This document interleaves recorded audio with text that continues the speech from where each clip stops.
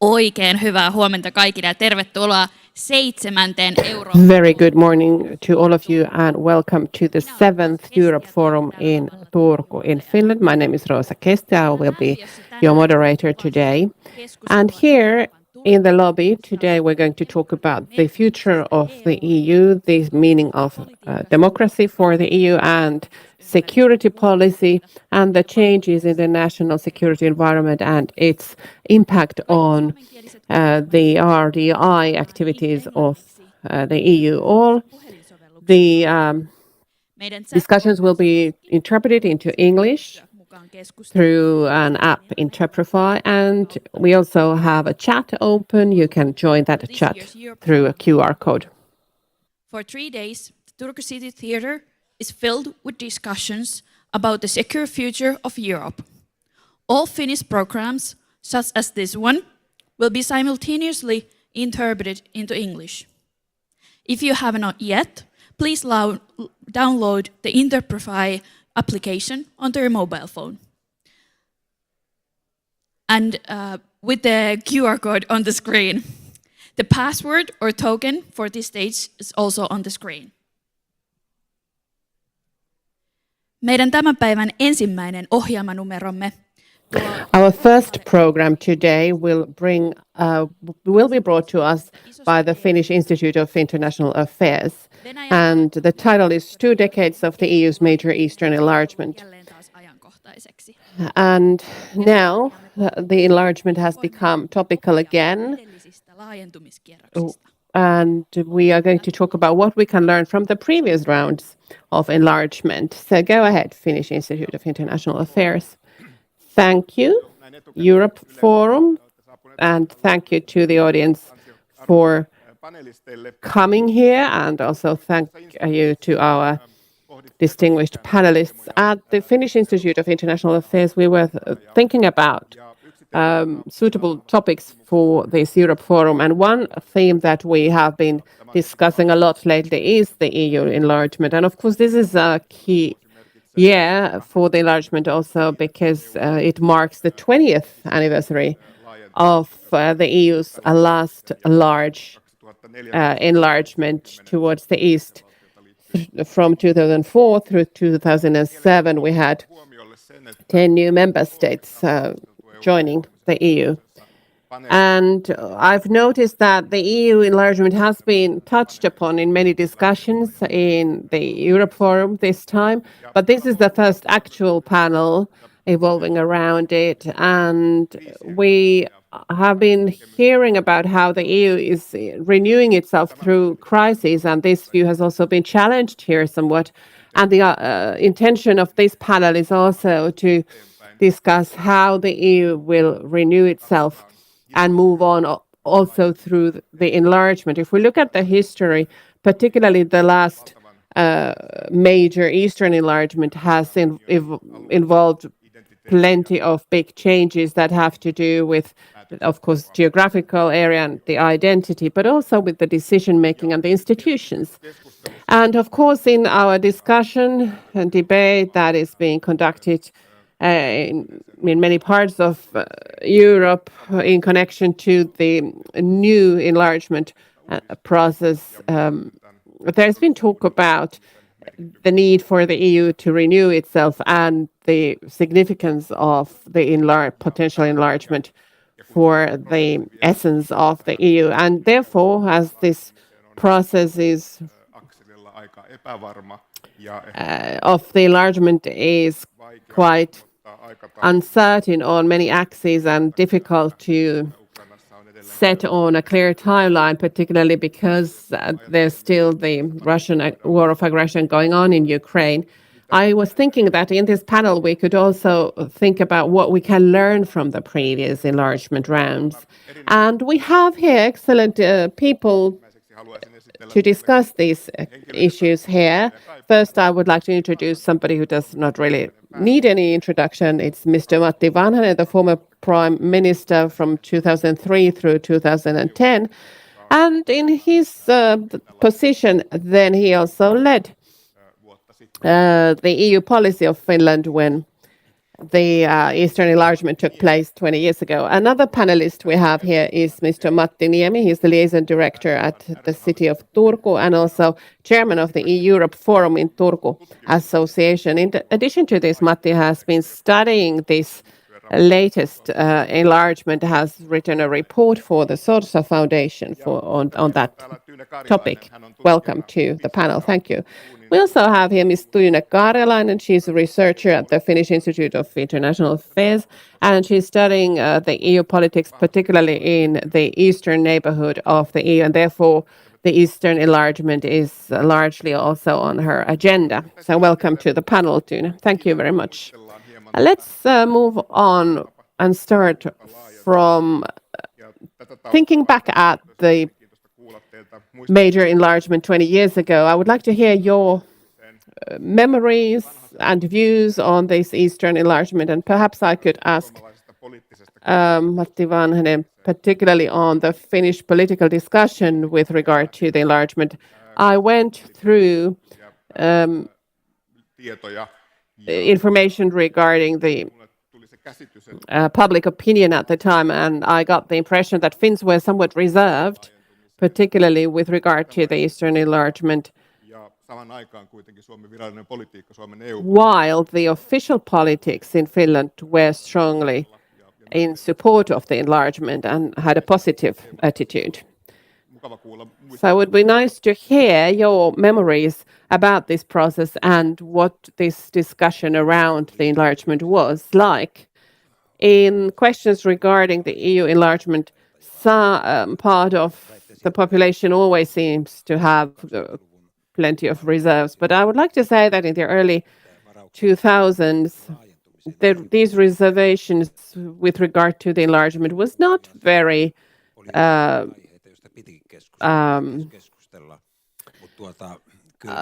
extensive. Of course, there were topics that needed to be discussed as well, but I would like to say that having the Baltic countries in the EU was an objective for the majority of people that was worth pursuing. Whereas within the Union, there was a time that looked rather peaceful. The security was in good shape, and also the relationship between the EU and Russia was moving towards the right direction in many ways. And the idea of clarifying the internal decision making of the EU before any enlargement and to make sure that there won't be any extra problems with the new member states. So people in the EU wanted to make sure that Bulgaria and Romania were at an early stage involved in the efforts to come up with a new constitution for the EU. So that we wanted to make them committed to the ratification of the new EU treaties. And I think that was a wise approach in many regards, because the membership negotiations were always between the applicant and the mandate was given by the Commission. So we had these new applicants sitting together with all the 15 old member states. So they also learned about the negotiation tactics that we had there. You were representing Finland, and the convent and the constitutional treaty was drafted with regard to the enlargement in particular. Do you remember if there were any other drivers? No, well, that was the most important driver. We saw that it was necessary that the EU had to become larger, and we wanted to have new member states from the Eastern Central Europe. And therefore, the decision-making system of the EU had to be clarified so that we will not be held hostage by the requirement for unanimity. And to a large extent, we succeeded in that. And after the Lisbon Treaty, the majority of these changes came into effect. That's right. And also, I was involved in negotiating on this new treaty. I can't recall the new member states having been problematic or difficult in those negotiations. I think the disputes why it took for the convent first 2 years and then another 5 years between the governments. I think the issues arose between the old member states. They had differences of opinion in the objectives. Matti Niemi, you were fairly young when the enlargement took place, so perhaps your memories are somewhat different. But I would be interested in hearing what the Eastern enlargement looked like from your perspective, and I understand it's been present in your work even afterwards. That's right, I was 17 at the time, and I was a very keen, active member of a political, the youth section of a political party, and I think this was something that was discussed a lot in publicity. Of course, it was not a divisive topic, but I think the mobility of labor was something that was discussed a lot, and we wanted to think about what actually our reaction would be for Estonian workforce coming to work in Finland.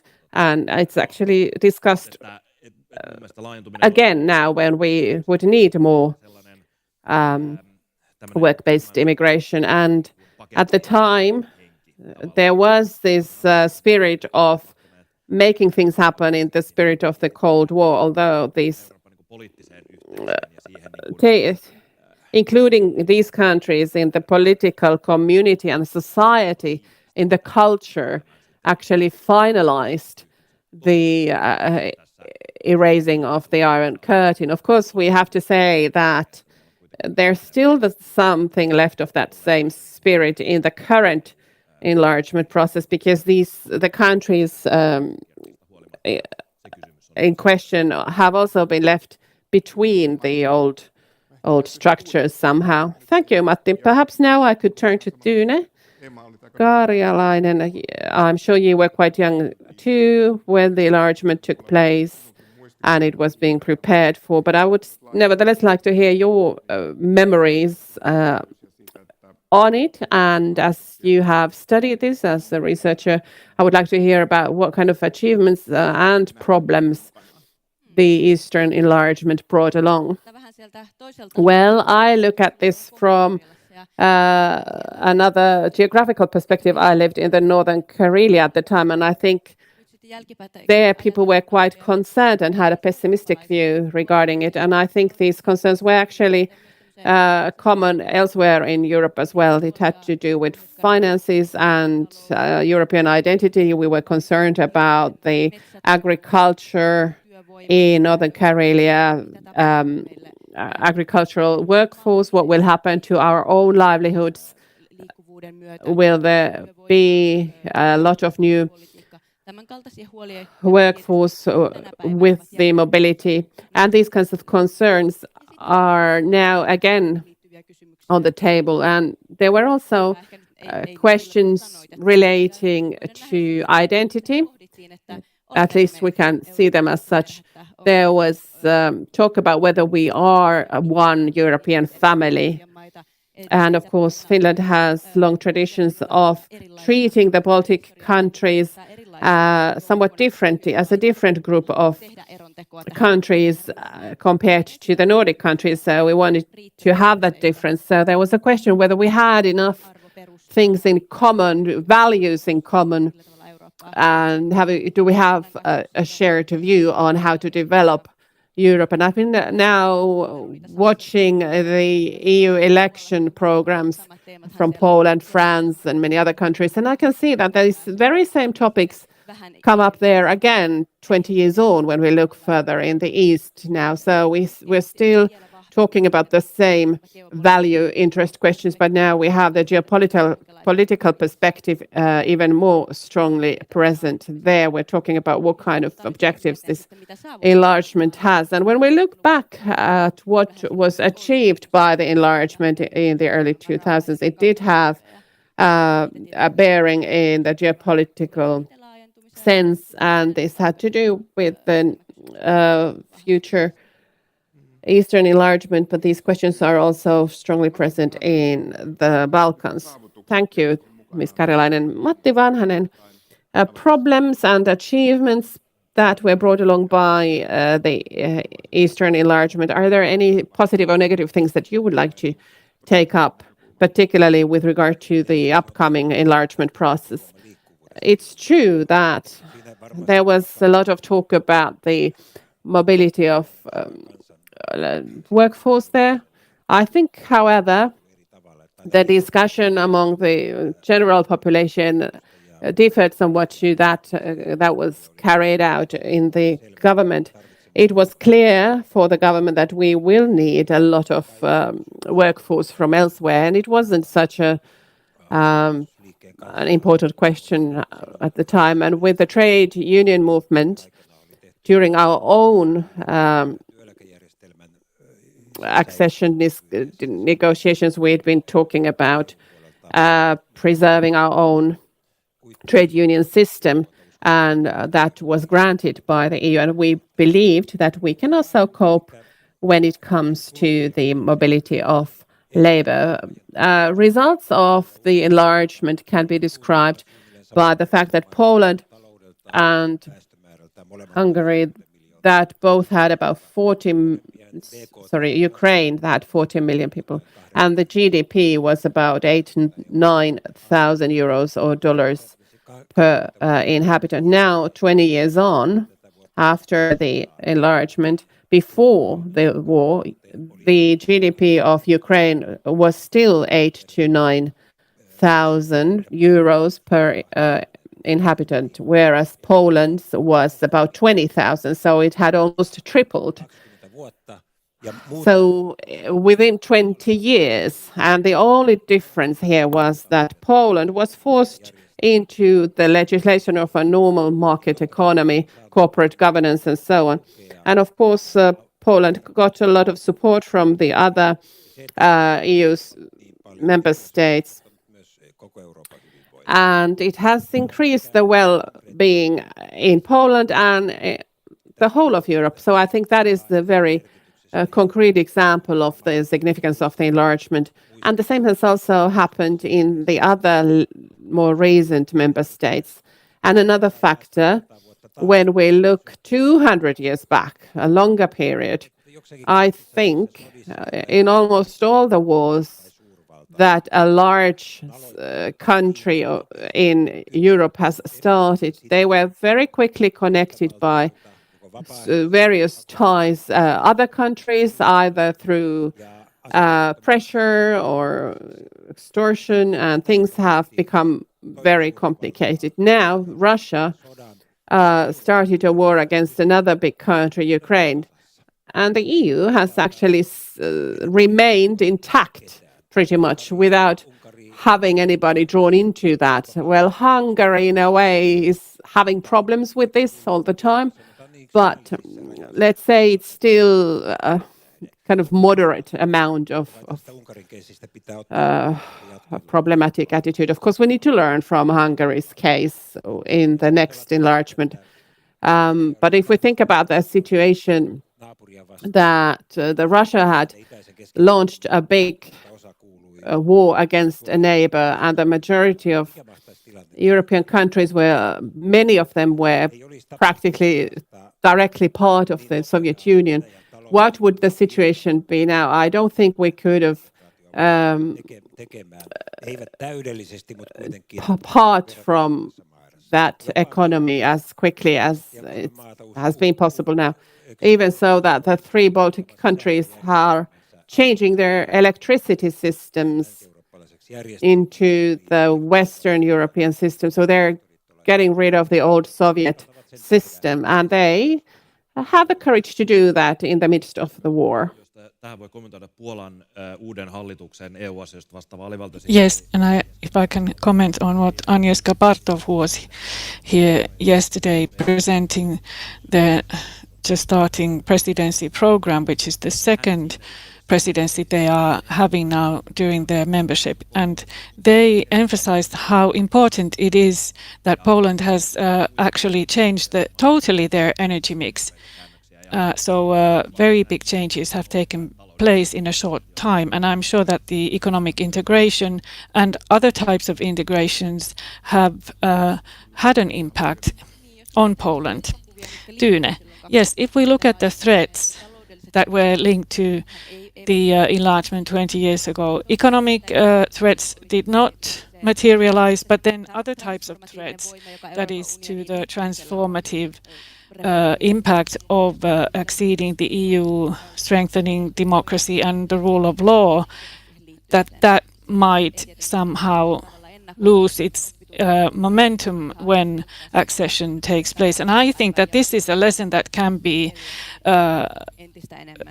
taken into consideration today. We need more and more tools for the new member states so that they will not somehow slide backwards in terms of their reforms in the field of rule of law. And then another interesting matter, 20 years ago, those countries who acceded to the EU, how have they been participating in the strengthening of democracy in the EU? Ukraine, Moldova, all these have benefited from the previous enlargement countries participating very actively in strengthening democracy and building deeper relations towards the East. And of course, at the moment, these countries can now act as models on how to successfully bring about changes in their countries with the accession. So, for instance, the links between Romania and Moldova. So it's very concrete modeling that can be carried out here. And perhaps about these challenges, the rule of law and questions pertaining to democracy are very strongly present because of Hungary, but also for other reasons. And of course, Poland is a very big member state where there are certain problems and infringements against the rule of law principle. And if we think about the future enlargement and the transformative power of the European Union therein, it would be interesting to hear your opinions on where are those challenges deriving from? Are they linked to the integration of the Union? And if so, how could they be prevented more successfully in the future? What is needed in order to maintain the hardcore EU values, to protect these values? Yes, well, I'm sure this is one of the major threats that materialized, one of the negative items that materialized. Perhaps it's not the fault of the European Union. It's perhaps something that we couldn't even imagine that would happen. In the 90s, political liberalism was very successful, and we didn't think that the developments could go the other way. And the EU didn't have strong enough mechanisms to control or sanction situations with the rule of law infringements. So there are certain problems with the decision-making processes in the EU that were then later on corrected. And for the future enlargement, this is one of the central questions that we have to be able to solve, not just because of enlargement, but also because of the actual members today and their problems. So that's the more problematic question here, I think. To what extent? Well, EU is a political community, but it's also a community of values. After all, the member states must have the right within their own framework to organize their society and elect their political decision makers. Not every country should be a small Sweden, so to say. So we have to find a balance here. So this is the work we have to keep doing. Indeed, if we look at the development of state structures and the maintenance of democracy, and when we talk about countries that are not yet in the EU, the countries that should develop their democratic structures, their rule of law activities, and when we look at the EU accession process, which is then responsible for controlling this process, the control happens from Brussels according to the Copenhagen criteria. So the process is not based on local thinking on how they want to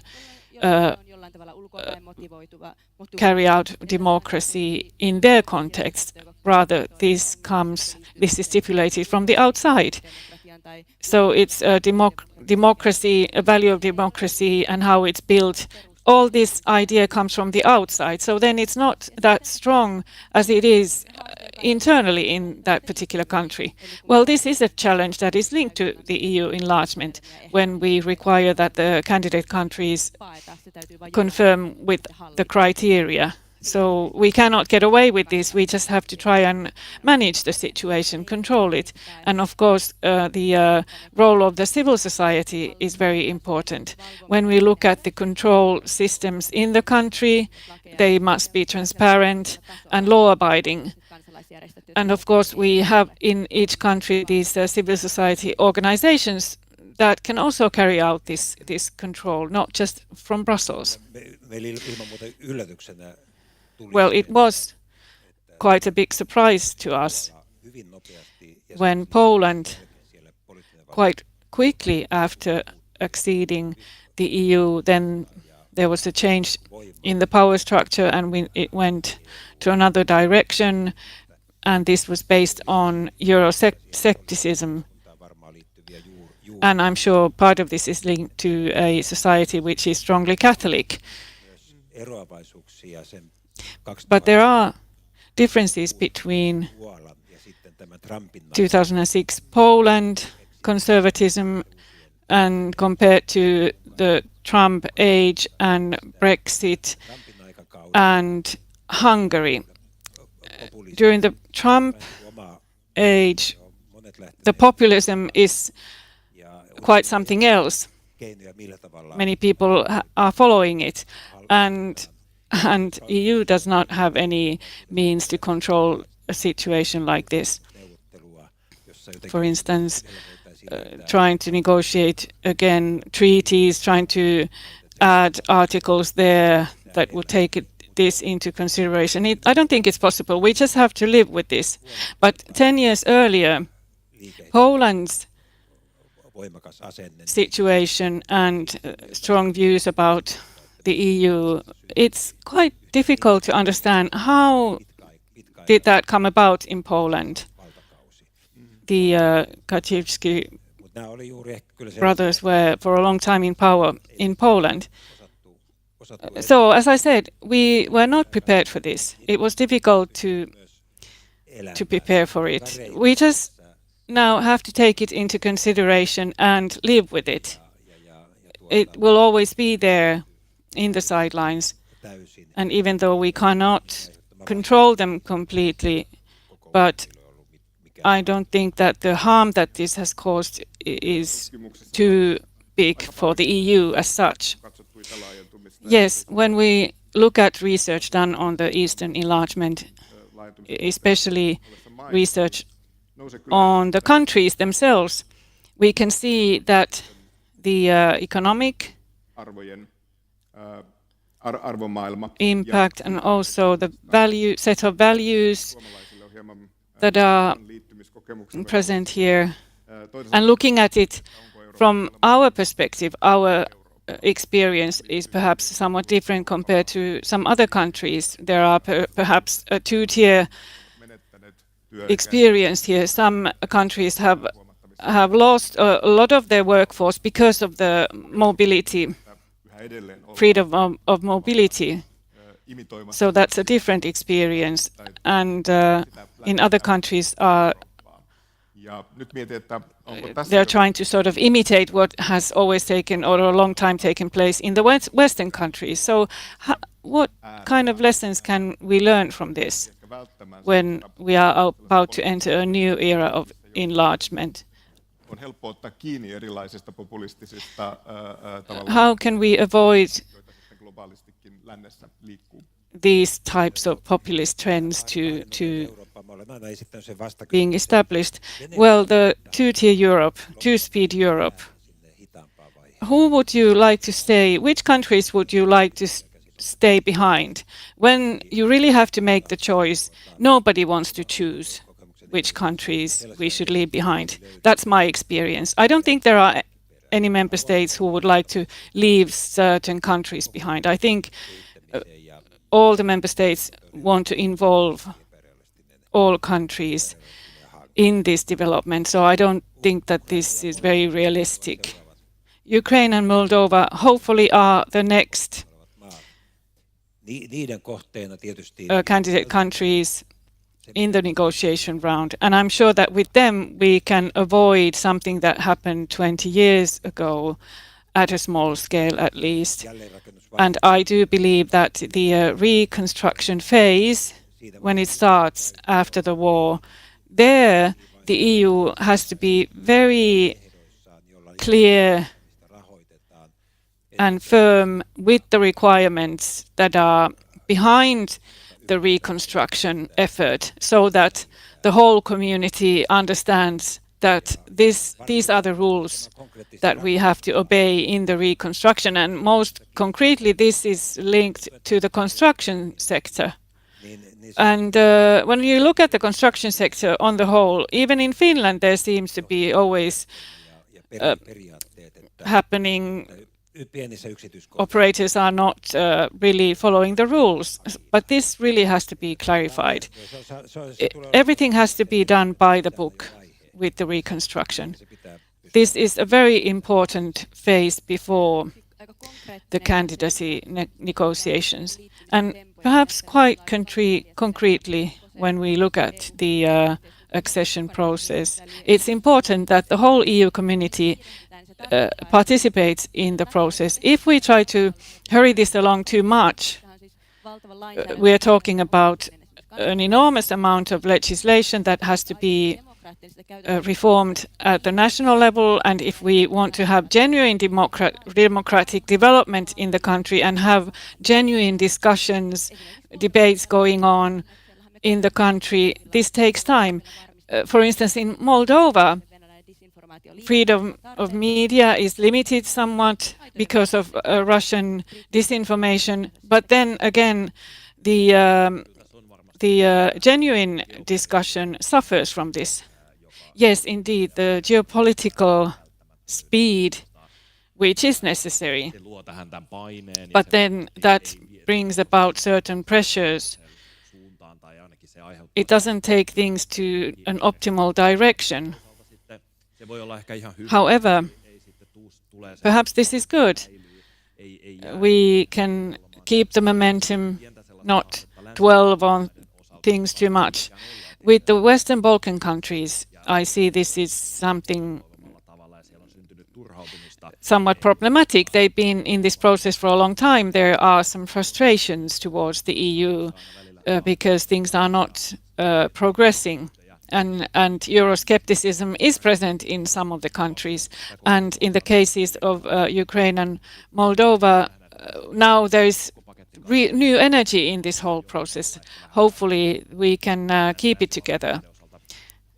But with the Western Balkan countries, I think it's very important that they really can keep up in this process. And one matter of which I'm worried about, but one possible scenario is that when this important enlargement takes place, Syntyykö sitten tavallaan tämän integraation will that puolelle lead painetta to pressures jarruja päälle? in the integration side?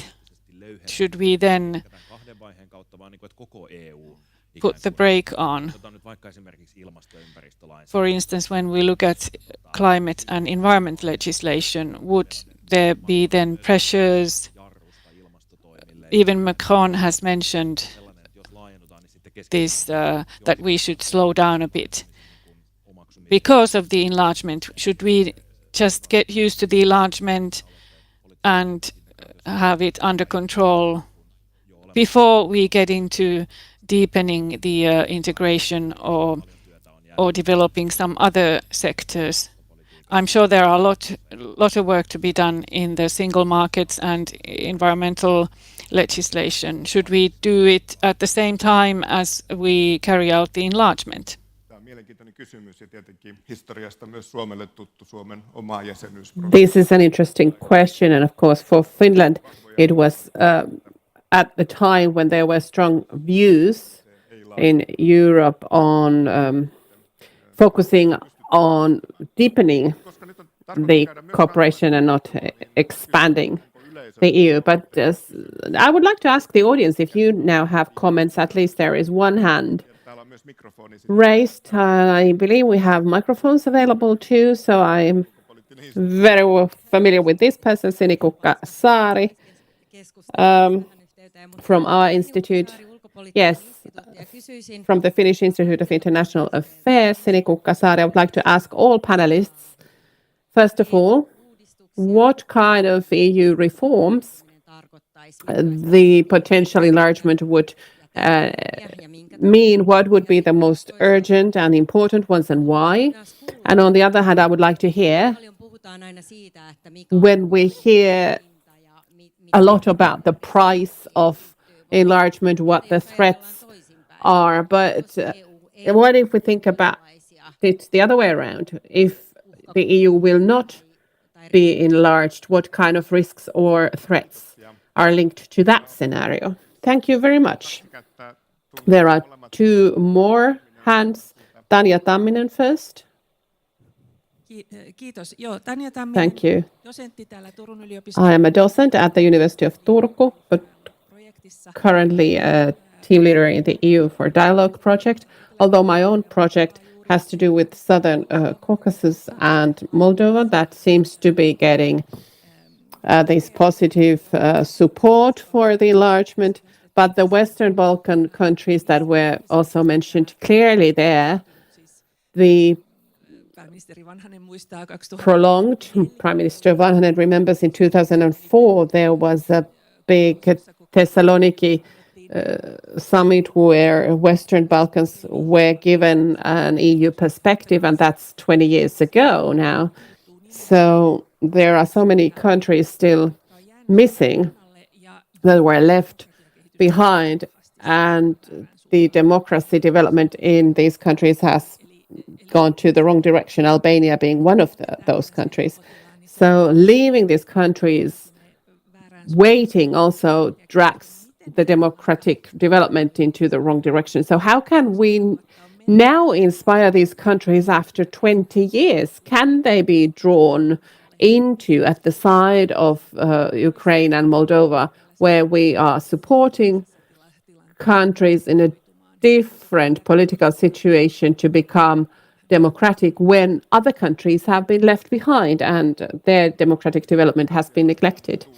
I think I can find Jan Stor as well, previous EU ambassador, Jan Sture. So I have a question regarding Ukraine. Ukraine is at war, and there is an old saying, all wars end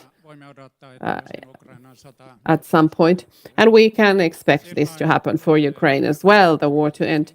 And then it will be very urgent to know when Ukraine can join the EU. There are huge expectations in Ukraine. I'm sure the pressure is increasing all the time. And it is clear that people expect Ukraine to become a member very quickly. This is so clear. Another thing is that for Ukraine to benefit from the membership, a great deal of reforms are needed in legislation and other kinds of reforms.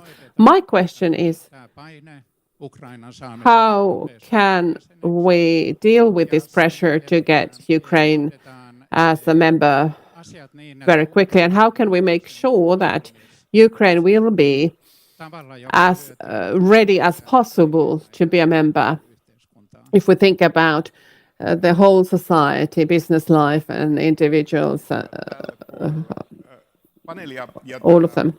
Thank you. So now we are turning towards the panel. There were big questions. So we had a question on the type of reforms that the EU enlargement will require from the EU. What is the price tag for the enlargement? There was a question regarding the Western Balkan countries and in particular Ukraine when peace will finally come. Who wants to start? minkälaisia uudistuksia unionissa Well, about the reforms in the Union, when the Treaty of Lisbon was finally pulled through, I remember I was very frustrated with the 7-year process that it took. I felt that we have to wait at least for 20 years before we will open up another EU treaty. So 20 years have passed, but I don't think it's a good time to do it now either because it takes so osa hallituksesta, much resources.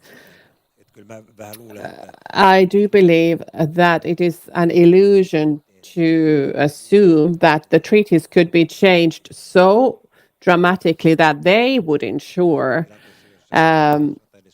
the EU's tämän maan kanssa pitää nyt pitää ability to act in all situations. So we just have to make sure that they won't prevent the enlargement. The countries in the Western Balkans are a problem. They're in a problematic situation. And including Ukraine perhaps might provoke something new in their societies as well. I think we need to focus on Ukraine and Moldova in the enlargement simply due to reasons regarding political stability. It is possible that the peace that will come to Ukraine at some point, it might be in Russia's interest to have a prolonged situation where there's no real peace but no real war either, and that the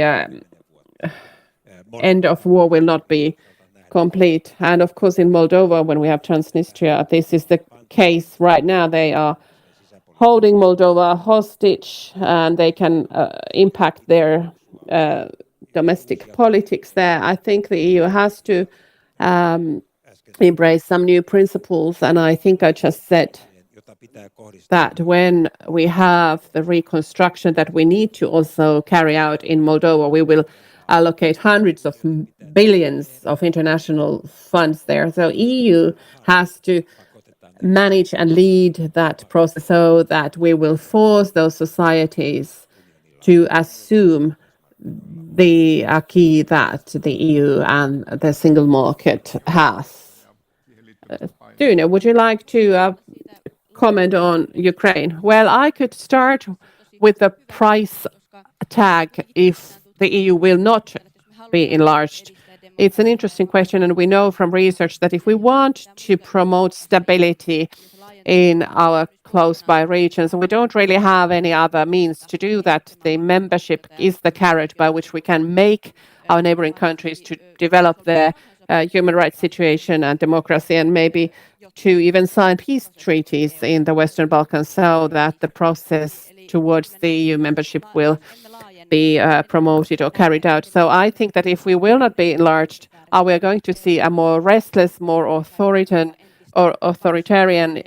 Europe outside of its borders. So we need to be ready to fight all kinds of unstable phenomena like criminality. About the Western Balkans and Ukraine, how they can be encouraged towards it. Of course, a step-wise approach is the best initiative, in my opinion. I do believe that if we would have these countries included in some of the majority decisions or integrate them into some parts of politics, could also be genuine encouragement and maintain the interest during this long process.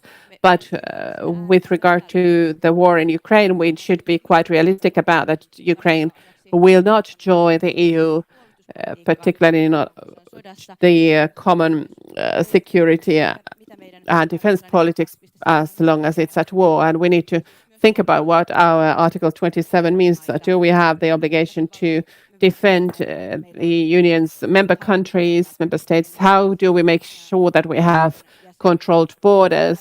So Ukraine's membership is totally dependent on the outcome of the war, and therefore our focus has to be in supporting Ukraine and making sure that Ukraine will not be part of a peace treaty that will prevent a genuinely democratic development, a treaty that would create some dependencies and control by Moscow on Kiev, where we have experience of such treaties from previous negotiation rounds. I think the most important reforms have to do with the rule of law principle. We've already had them. I think reinforcing the encouragement for reforms and also the increase of the majority decisions. And this is all possible with the current treaties. And the EU countries have always now in the Ukraine situation, in the COVID crisis, and previously too, they can come up with new things even overnight if necessary. So although it would be more democratic and more elegant to have long discussions on the reform of the treaties as well, even if it takes 7 years. But the necessary changes can be made more quickly. The price of not being enlarged is clear. And in addition to Russia, we could have an increase of the influence of China that can actually already be seen on the Western Balkans. It is the geopolitical reality. And on the membership of Ukraine, I'm sure that's the case, that we will have strong pressure on acting quickly. And the question of the EU membership and NATO membership will be linked to the diplomatic solution with which we can end the war. And I think it's a good idea for the EU to take a very significant role in the reconstructing, and to do that through EU structures. Of course, there will be other countries to finance it, but that we could make sure that we have the European mechanisms in place for EU's own financial interests. So it makes sense. But we have a lot of work to do there still. And when we talk about how easy it will be to assume this legislation, one of these countries, I can't recall which one, is currently using artificial intelligence in applying this legislation, and they are developing with the company OpenAI a bot that analyzes the current legislation and analyzes the European acquis and tries to speed up the process that way. Thank you very much. It is now 11:16. We need to end this panel. I'm sure the discussion on the enlargement will continue, and we see there's a clear need for that here in Finland too. The EU enlargement, the big picture of it is that it's currently also tied to the security and security policy in Europe. And we were not supposed to dive into that in this panel, but there is another panel organized by us in the afternoon where the Europe's security order will be in a big role, and there we can continue with the obstacles perhaps to security policy. But I would like to thank the panelists, and I would like to thank you for your analyses and your views. It has been a very enlightening discussion. It was also nice to look back at the old 20-year-old enlargement. I would like to thank the audience for joining in, for your questions. It's good that we could have that discussion here even in such a limited time. So this panel is now over, and I would like to wish you a nice rest of the Europe forum. Oikein paljon kiitoksia. Many thanks to the Finnish Institute of International Affairs and the speakers. So we continue our program here at 11:30. Keskustelutilaisuus. We have then the future EU Commission as the climate policy actor organized by European Finland. See you then.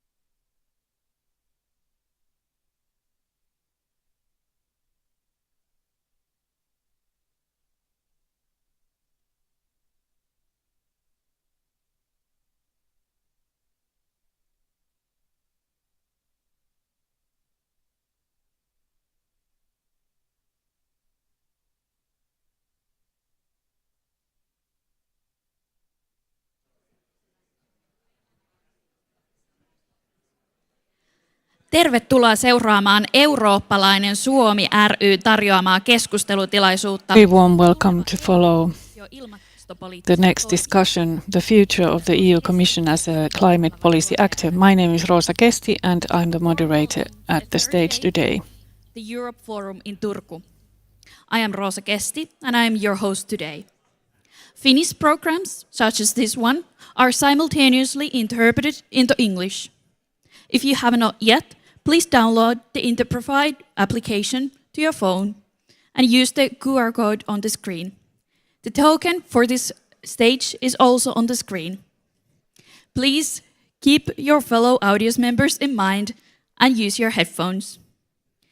Viime aikoina on pohdittu, millainen ilmastopoliittinen toimija There's been a lot of discussion on what type of the future EU Commission will be as a climate policy actor, and will environmental policies be overshadowed by other policy areas?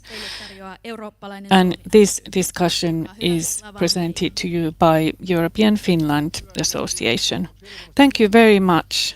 Thank you for this excellent start. We have 45 minutes to have an interesting discussion on an item which is still under preparation.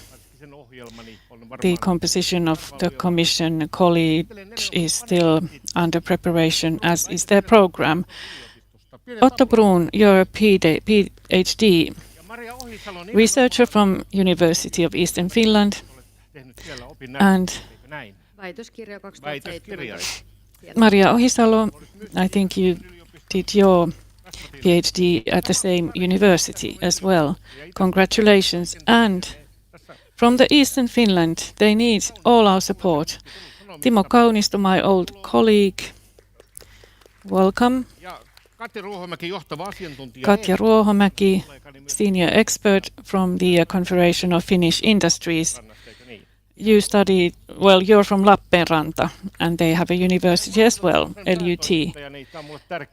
And I'm the chief editor of the newspaper Maaseudun Tulevaisuus, so rural affairs are very important for me. Now, the future of EU Commission as a climate policy actor, or any type of actor, we still have to see what will happen. Maria, you're an MP, so you're very close to what's going on in Brussels. How do you see the current climate policy with the information you have at hand? Thank you. The risks were there during the Euro elections, where inflation is high, prices are getting higher, people are worried about the loss of biodiversity and the environmental pollution.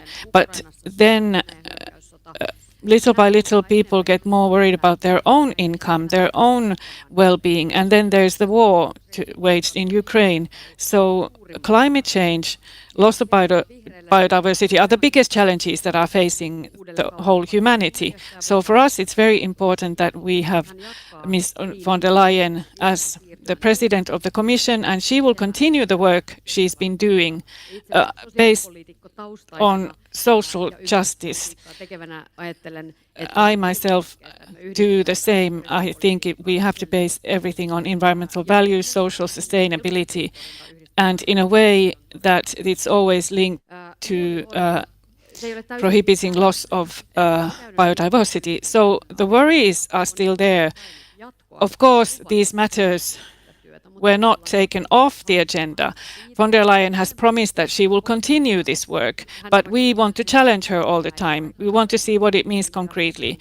Within 100 days, we will receive this clean industrial deal to reduce emissions, also to reduce prices, because it's clear that citizens need justification for these environmental measures. And if it looks that environmental measures make prices go up, well, actually, in reality, it's the fossil fuels that have this impact. But we have to make this clear.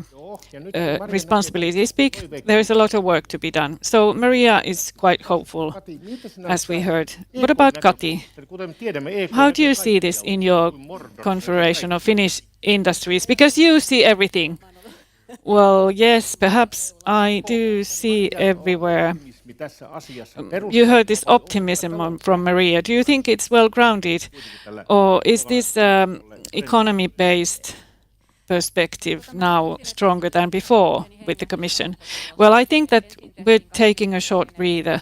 First of all, we had the 2023 energy legislation, and it was reformed in the Green Deal for a second time, and energy crisis and the corona crisis and the war in Ukraine have had an impact on many details that we're not so much aware about. So there is a lot of legislation in implementation at the moment, and now we need to look at competitiveness so that the EU can survive, because it's the companies who have a lot to do here.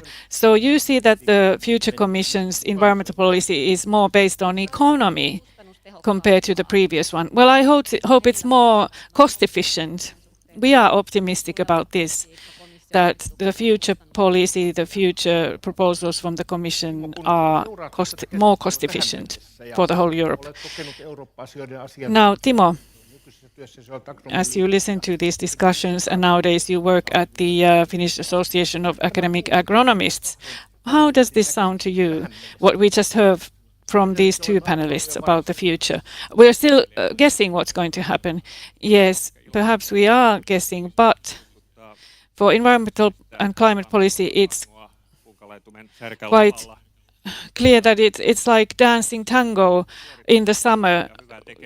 Technically, things are going well. However, you sometimes take one step forward and two steps back, and I think we're now taking a step back before we take steps forward. As Kati said, we're taking a breather at the moment.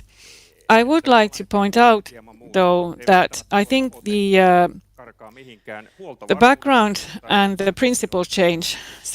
Security of supply is important, and this is then linked very closely to climate policy. If we look at output, for instance, in agriculture, that's very important. Now, if I take this forward, and if we look at these different positions in this panel, and I don't think many of us wait for us to tighten these environmental measures. Perhaps Maria is expecting that the other two panelists maybe not so much.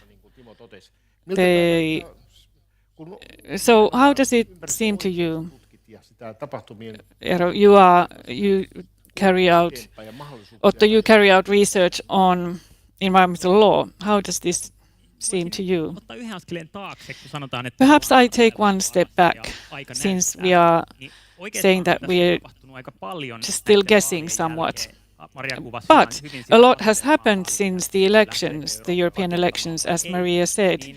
Von der Leyen was forced to build this coalition, which gives her a larger mandate, many more MEPs behind her than before.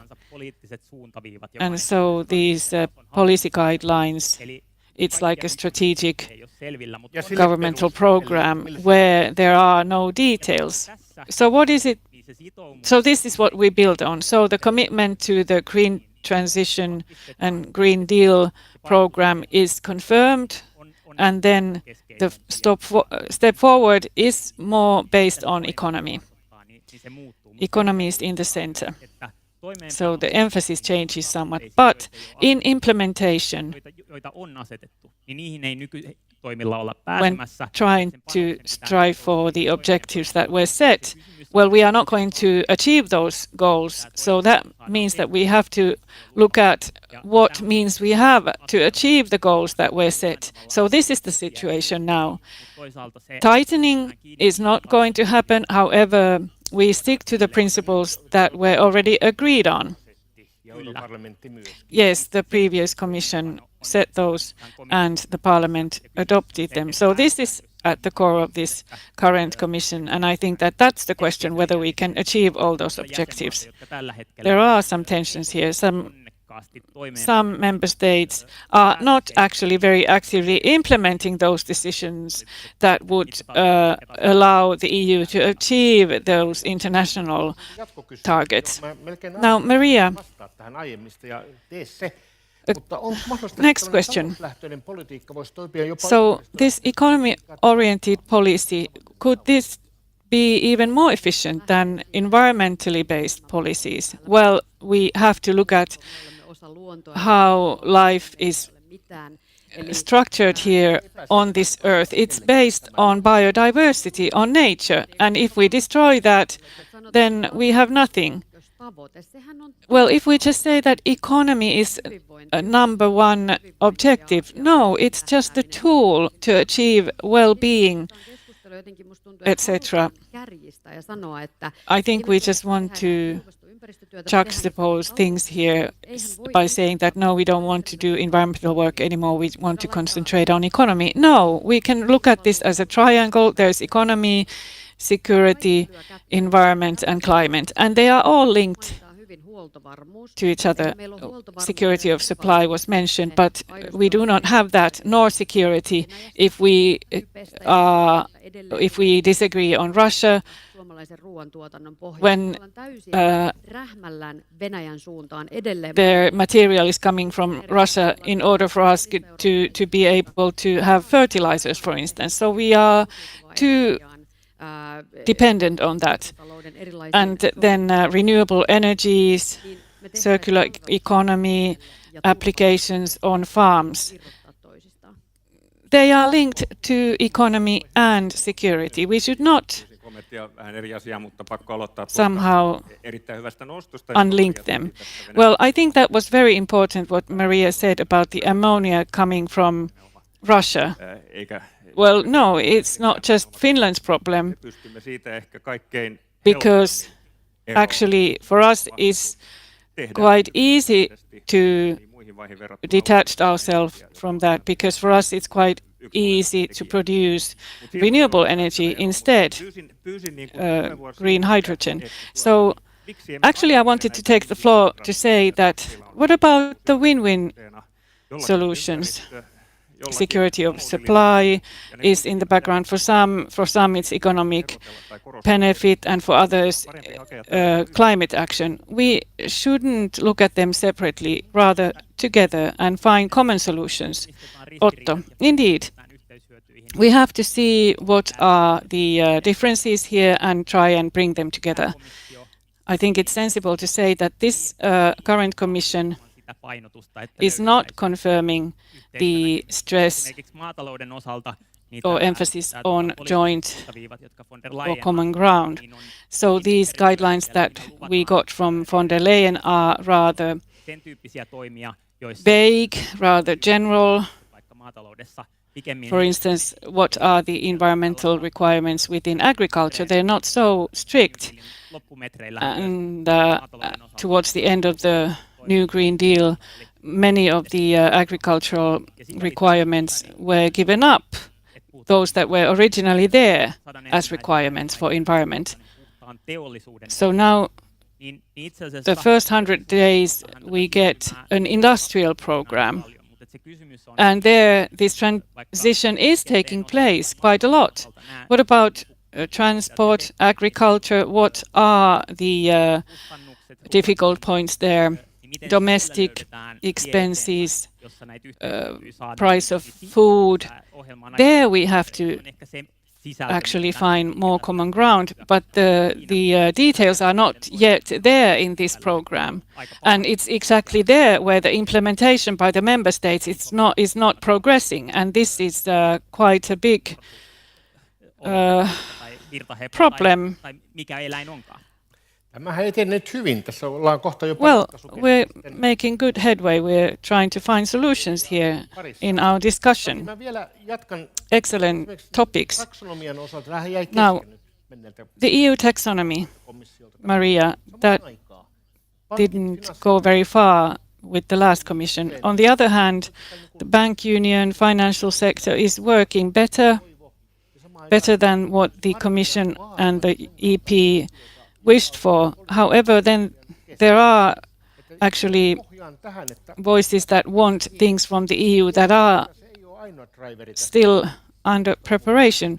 But is it so that the EU is not the only actor here in the climate policy field? No, not at all. Actually, companies, businesses have a very strong role here. Yes, well, the decision-making process is very slow and complicated in the EU. Indeed, we have to look at the emerging companies, startups. That's one group, and then the others. In 26 summer, we will have a reform proposal for energy and environmental legislation, and which will require tighter rules for companies. But also at the same time, all these detailed rules that are in the set of regulation must be clarified. I think that we are moving forward if we think of international climate discussions. Last year, the participation was huge. There was a Finnish pavilion there as well, which was great. So the situation is such that there is so much reporting going on. Reporting takes up a lot of time from the actors, more time on reporting than creating data or doing their other activities, what they're supposed to do as well. In agriculture and forestry, we see that the set of requirements are quite extensive, but let's not go into that. Tietenkään missään tapauksessa. Meillähän on kansainväliset ilmastosopimukset ja nyt jopa luonnon monimuotoisuuden turvaamisen osaltaan Kunmingin. We already have a lot of agreements, and also for securing biodiversity we have 196 countries were committed to carry out these measures to preserve the biodiversity. And I want to note to find This meeting or summit was supposed to be kept in China, but it was postponed. It was then held in Canada, but it was chaired by a Chinese person, and I was there running the Finnish delegation. And at 5 o'clock in the morning, the chairperson really wanted to get results and also take credit for achieving this. So China was there, the United States was there, and understood that this Green Deal is something worth doing. And if the Europeans are not in the market selling the best solutions, we're going to lose financially a lot as well. And that we know the other risks related to the trade with China is not so easy. But let's not get into that. That's the topic for another panel. But go ahead. Otto, we talked about the deregulation viewpoint, and at least in von der Leyen's speeches, there's some. It reminds me of Juncker's times. There's need for more deregulation, so that will bring about many good things. So letting the market to operate without regulation will bring about many good things. Yes, and secondly, if you look at the biodiversity loss, many banks and financial institutions start to think that perhaps we will need regulation in many things to achieve the results, so that this very fragmented field where as a financial institution you try to make that sure that certain objectives are met, it's quite tricky. So there was an attempt to create an image that here are the rules, here are our objectives, and these will have investments as outcome. And then now there is the idea that if we see where we have regulated too much, that will and tear down that regulation, we will have more investments. But what is missing from the table is that where do we get funds for those investments? How do we get investments into Europe? And there is a big gap between those solutions and the need for carrying out those investments. And this is the question of whether we can end up in a situation where investments start to flood in, so to speak. So that's very important for reaching the environmental goals and for the EU in general to get those positive things coming. And I think it is a sore point so far in the program, as far as we know. A direct question: should the Commission be more regulating or deregulating? Well, that can give you a rhetoric answer that it might not be a meaningful starting point, but understanding the need for regulation, which one should we be? There are many things that should be regulated more, be more precise in that. But the general idea to have more and heavier regulation is not the solution either. Now we have a PhD researcher here saying a strong maybe here. Of course, it's about the quality of the regulation. But if we ask about a general matter, ladies and gentlemen, should the next Commission regulate more than the previous Commission did? If you think they should, raise your hands. And those of you who feel that the Commission should regulate less and let the market take care of things also with regard to the environmental issues, please raise your hands now. This is a draw.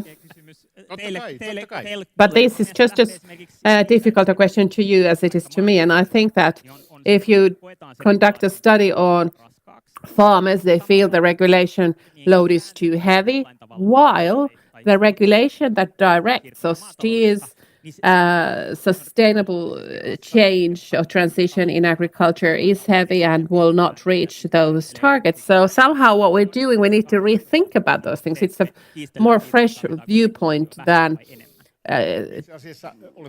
fighting over whether we need more or less regulation. Of course, you're right, but if we think about the impression that people have on the European Union, the disturbing side is that the pressure with the regulation seems to be overshadowing everything else.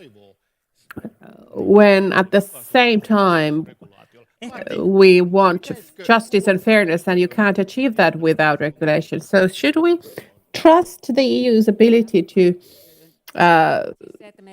solve problems more than what the current Commission has done. Yes, and the member states' ability. We want to have strict objectives, but we don't want each measure or means to be regulated so heavily. Now we will have the charging points regulation. Of course, there's a clear need for charging points at households and offices too. But if you have legislation that you need to invest 10% of something there, then you have to do so. So that legislation is very rigid. You should only use it when there's no other way to do things. And I think with environmental issues, there are other things that work much better. And companies are volunteering in being committed into being energy efficient, for example. We don't need legislation for that. But we need to have clear objectives. That's what I'm calling for. Maria, if a voluntary approach had worked, we wouldn't have had a problem with the freshwater pearl mussels, for example. The climate change wouldn't have taken place. It's a human cost crisis. So we need to look at the big picture and commit ourselves to the objectives and stop these crises. And of course, get into concrete things on the lower levels. And when you come to lobby the MEPs, be very concrete about where the reporting responsibility is too high, so we can start to fix it. We can fill out the gaps, but let's not water down the big objectives. Of course, everybody wants to have a very clear operating environment. Investments need perspectives, consistency, long-term planning. But many times we talk about let's just have less regulation. But that will mean that we will give up on our big objectives. I think we need a round of applause for this comment. This is a very constructive idea of the fact that we can do something about things. Let's talk about the freshwater pearl mussels. Of course, there's been a lot of talk about them, and this is something that should not have happened, that they were destroyed, because the harm to the image of the whole forest industry is huge. And now there was a response by the Minister Mykkänen on this. I think the problem here is that the current legislation was not adhered to, so it doesn't mean we need more legislation. Now, how does this discussion so far, what does it look like, Mr. Kaunisto? I want to get back to the climate theme, but and respond to Maria and to other people who call for regulation. Of course we need regulation, but there are limits to that too.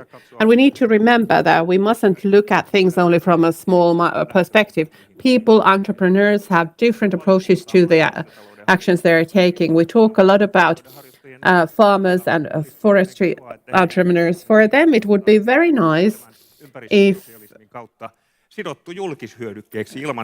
their what they own is not forced into being carbon sinks without them getting any benefit from them. This is a big conflict, and I'm saying this to you, Maria, now, and I'm sure I'm going to say it to you again when I meet you in the EU, that make sure that we can get this.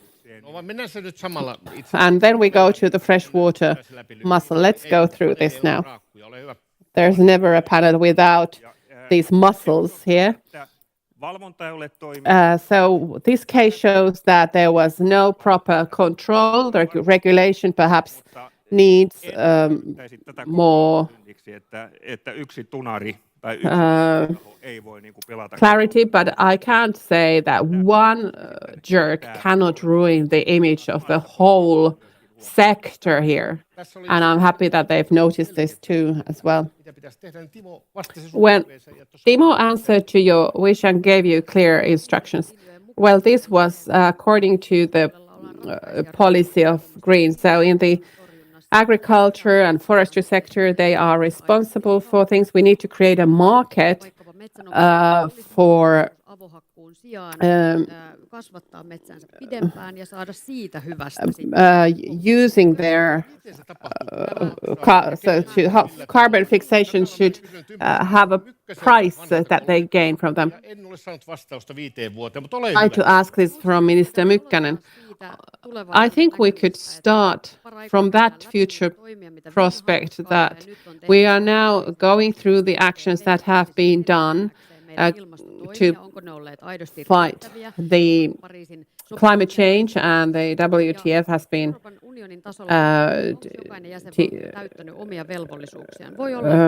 studying whether we have been carrying out our responsibilities, and we can have actually billions worth of fines.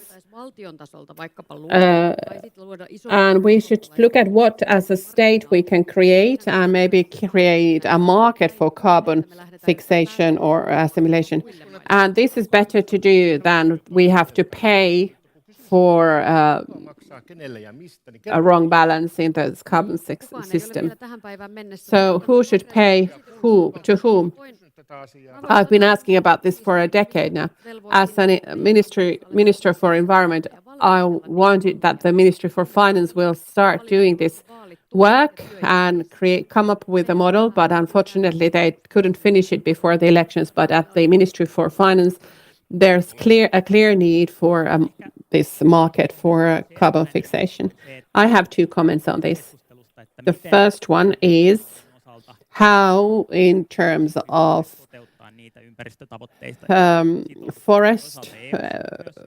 the forestry sector, we should carry out these objectives. Forest industry. We also have to look at the national decision makers. We have been used to getting the objectives from Europe, and then we keep in our national control what is being done in the forests. But these actions in the forests have not been really discussed. And at the university, we have stated over and over again that the government should have launched the land use sector's climate action program. So what exactly are you looking at, and what kind of consequences could it have, and for whom? Of course, the land use sector's climate plans are looking at what forest industry and agriculture need to do to meet the objectives, but they haven't wanted to open it up. And for forest owners and citizens, for farmers, this is an important matter because it's a forum where it is possible for the stakeholder groups to participate. But when that road is blocked, you will inevitably have only partial actions. And another point to do with the tension between regulation and deregulation, there are some empirical studies on if a very effective and clear regulation is being proposed, let's say emissions trade or emissions tax that steers large sectors, and when they have been proposed, for example, for the circular economy and many other sectors, the outcome has been that instead of a clear regulation, we have got very complicated system based on voluntary actions and certificates. In a way, the willingness to avoid strict steering objectives has caused a kind of heavy regulation. So there have been lots of administrative models built, and is an example of how in Brussels and nationally we take hold of these things. Instead of building a fair playing field, we kind of keep on adding to this administration, and this is to realize that throughout the whole framework would be a way to get past these problems. Kati, go ahead. So we've been in favor of the emissions trade from the very beginning, but the EU has managed to make even that very complicated. It used to be a very clear system, but now we have various funds in the market that through which these emission rights are being sold, and now it's going to be was expanded to the marine transportation, and there will be more parts, including in 2027. But the emission trade is a good mechanism. It's created by the administration, but it's has worked well. The emissions have gone down, and it's a good steering principle. But we also want to have some new legislation. So the carbon fixation and its reuse needs some proper legislation. And we have a list of what to change in which legislation now that work has started, both at the ministry as well as we notice that it's not really working. What is the most essential thing in practice with the regulation on your list? On our list, it's really that or this whole package that was opened up in energy efficiency, for example, we have an objective for absolute consumption. And when the energy is going to be 100% clean, why not make products and bring it to countries where it's not yet 100% clean? So you mean using public funding for exports? No, but we can make green products in Finland and export those products, for example. But I think we have now got to this, we need a round of applause for Kati. Yeah. Ei, mä pyysin niitä listoja, sitä konkretiaa. Mä sanoin, että vähän saa Yeah, lähettää. you asked for the floor. No, I asked for those lists for something concrete that we were talking about. Indeed, that's important. Thank you, Kati. I think you took this discussion to the direction where we should actually be. We've talked a lot about these problems, and perhaps we haven't achieved everything we wanted to achieve. Well, the future Commission and the President can see that this is a great sector for green growth. And it's wonderful that we are still talking about green growth and not clean growth in that program. And thematically and otherwise, the difference is big. And also development funds are being directed there. Internally, there's a danger in the EU that these matters involve regional policy and internal policy and other policy areas too. And money is not always given out based on the best technology. However, it's a good effort, and Finland should be very active here. Akava Works carried out a research with Oxford on what this should be, and the result was clear. Finland should invest much more in green energy and green technologies. Otto mentioned the perspective from the agricultural side. I'm not going to ask you for more concrete information on this, maybe later. But then, what about city planning, infrastructure, construction works? Cement is used still very extensively. And what is beneath cement or asphalt, that cannot be used as a carbon sink ever. Does that have a meaning? We in our newspaper try to look at the carbon footprint of the biggest shopping malls in Helsinki, and it was difficult to try and find this out. It's like nobody wants to even know what the carbon footprint is. And it's good to look at this, not just agriculture and forestry, but also these matters, European-wide. Yes, the construction sector creates big emissions, and they have been forced to take concrete steps on how to reduce these emissions. And I think that we have to talk about all sectors that are covered by the emissions trade, including construction sector. This is a step forward. During the last government period, we wanted to introduce a payment. So when you build something more to the city, you have to make a payment if you make alterations, for instance, in the forestry area or a park or something. So this type of taxation money could be then used for research or compensate other disadvantages elsewhere. So we wanted to make a proposal for a legislation. This is actually now in the government program as well, but not as extensively. They just want to carry out a review. Paris, they are trying to reform their city structure. They plant more trees that create shadows, and then reducing the asphalt coverage in the cities is something very concrete, a way to increase biodiversity and fight against biodiversity loss. So this is what we need. Timo, well, I just wanted to comment here that in Finland we worked quite extensively with the restoration regulation, where these green surfaces should be there in the cities. Well, that was then taken away.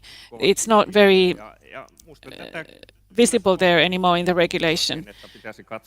I think we should look at the structures in Finland more extensively, not just from the environmental point of view, from the climate point of view. We have now these 6 cities who cooperate very intensively. Well, we had 6, now there's only 3 left. Perhaps in the end there's only Helsinki, and then the others just hope that the economic benefits finally end up to the cities. Well, this is a mega trend. Worldwide, cement production will not end. It's just growing as a sector. And there's a physical problem here. Cement is a great emitter of CO2. We have to improve energy efficiency, but we must also alter the way we produce cement to make it more environmentally friendly. We have also green steel, which will be available in Sweden, the first production plant, and hopefully we will get one to Finland as well. So construction sector is a big emitter of emissions. And with state aid, national aid, these projects have been carried out in terms of these industrial plants and their renovation. Otto, so what can we expect in terms of circular economy that will be opened up, and we can potentially achieve quite big benefits in terms of recycling, etc. And then the biodiversity, both in cities and in rural areas. Do we implement the restoration regulation in an ambitious way? Well, this is not really mentioned much in the Commission's new program. It's not emphasized there. So nature and livelihoods, when they intertwine and come together, and what sort of benefits we can achieve here. Well, this is a bit lagging in the Commission's program, what we should do, what the Commission should do here in the cities and in the rural areas. Yes, so we still have 4 minutes left in this panel, and restoration is somehow the ultimate concrete measure, which is seen, especially in forestry, very problematic, as something very problematic, and also in terms of water areas. Now, it's been now decided that restoration will be implemented, however, without specific funds. Kati, how is this going to be done? Please, can we have a comment on this? Well, the restoration regulation is not under my responsibility, but I can see that companies are very committed to fighting loss of biodiversity. And sometimes it looks like companies see that this is going back to the 50s. However, nothing is possible without funding. That's clear. But I think that there are. Maksavat tämän. Mä en edelleenkään ymmärrä, kuka maksaa. So are you saying that companies are paying for this? I don't know. Who is paying to whom and how much? Well, I'm not quite sure how this is going to go. En ole selvillä ja käsittääkseni asian Otto. on valmistelussa, eli Or rather, Timo, do you know how this is going to work out? No, it's not clear to me. Yes, it's been started. There's a national program. It's difficult to say. I fear that this will heavily fall on the se on kyllä tiedossa, se on metsänomistaja. farmers and forest owners if nothing other clarification comes about. What do you think? How should we go about this to share the burden evenly? Tämä olisi parempi Well, tapa. Se on what would be a better way? taso siinä, I think että- it's the level of ambition we need to talk about here. No, jos on selkeä luontokohde, niin If sen luontoarvon there's a very clear määrittäminen toiminta, niin se on selkeää. Ja edelleen spot in the nature and see, then we can clearly see who is responsible. So who is going to pay? Well, I think we have to have the companies involved. Yes, I agree. Maria, now in Finland we'll talk a lot about how expensive restoration will be. It's expensive on paper because the Commission has to evaluate the nature status in Finland because they don't have enough information on the weak or better situation of the nature in Finland.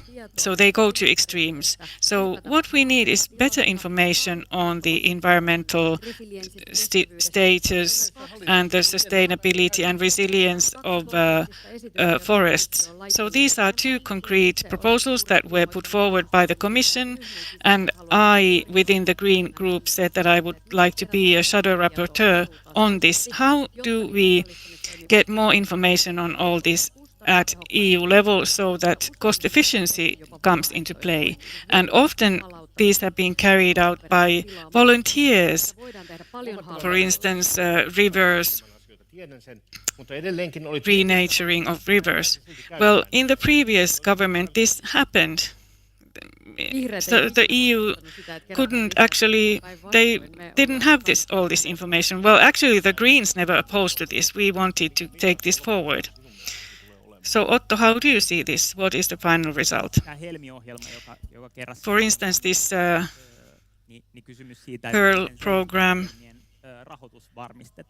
Helmi program, how to get guaranteed funding for it. So to guarantee funding and then at the concrete level, yeah, this is public money that will be used. So there are a lot of volunteer work going on.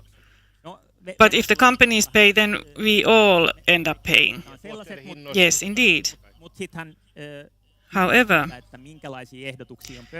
what type of proposals there are at the table? Many environmental researchers have taken up this freshwater pearl mussel case. What type of restoration can be carried out if that leads to a situation where intentionally or just by accident you cause harm to nature? So the trend where there is a loss of biodiversity should be curbed. But the fact that we do not do anything in the forests has also a price tag. There is more and more research information on pests and that is linked to, for instance, the warming of the climate and what kind of harmful impact that has in terms of pests, for instance. So we need diverse forestry elements in possession of the forest owners. Good. Well, I promised to the panelists that this panel would end by 12:15. Maria, such is the case. Please, let's have a round of applause to all the panelists for an excellent discussion. Some concrete details were missing, though. Thank you very much for the audience and those who participated online. Thank you. Kiitos paljon eurooppalainen Suomi. Thank you very much for the European Finland Association and the panelists. We'll continue with our program in 15 minutes when the Faktabari will come on stage with the program Digital Information Literacy and Security of Information Supply as Means of Citizens Preparedness. And if you go online in social media, please use the hashtags Eurooppa-foorumi, Europe Forum and Turku. The cafe downstairs is open and there's also lunch served. See you in about 15 minutes. Thank you.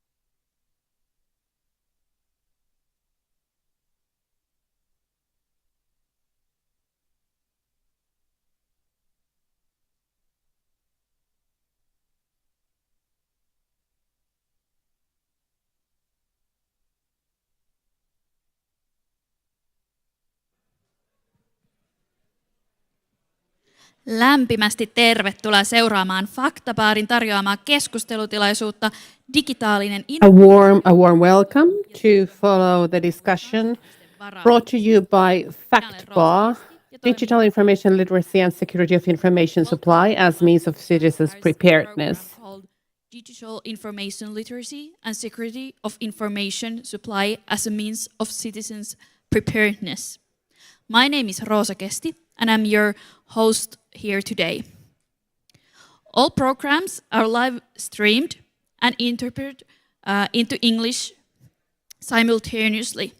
If you have not yet, please download the Interprofile application onto your mobile phone using the QR code on the screen.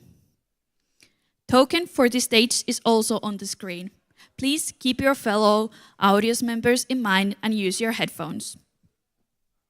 Pidemmittä puheitta päästetään lavalle Faktabaari ja Without further ado, let's have the FactBar on the stage here.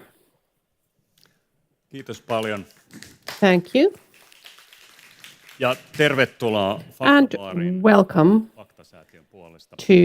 on behalf of the FactBar. We're going to talk about the topic digital information literacy and security of information supply as means of citizens' preparedness. We will have very strongly the citizens' perspective here, but let's first present FactBar.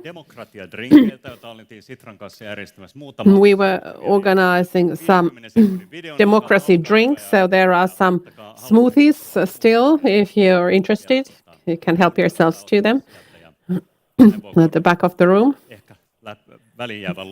Maybe you can compensate for the missed lunch. But we will first have a short video and I will talk to you about it more then.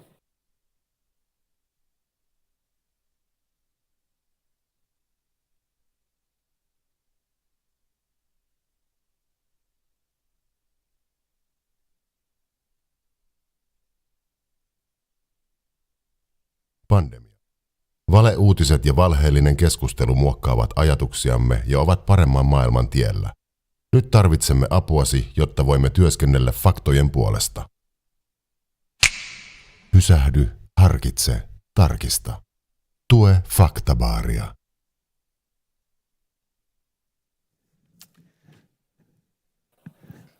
Asianomainen pieni faktapläjäys pyörii itse asiassa. This video was also seen on the public broadcast companies programs. We wanted to ask people to be cautious about information manipulation, and a lot of these threats do not come to reality, but this environment all in all is challenging, and we have a slogan, pause, consider and verify, and it is our theme for this year. And this is what we can do with the artificial intelligence and this era that seems to be kind of overly agitated.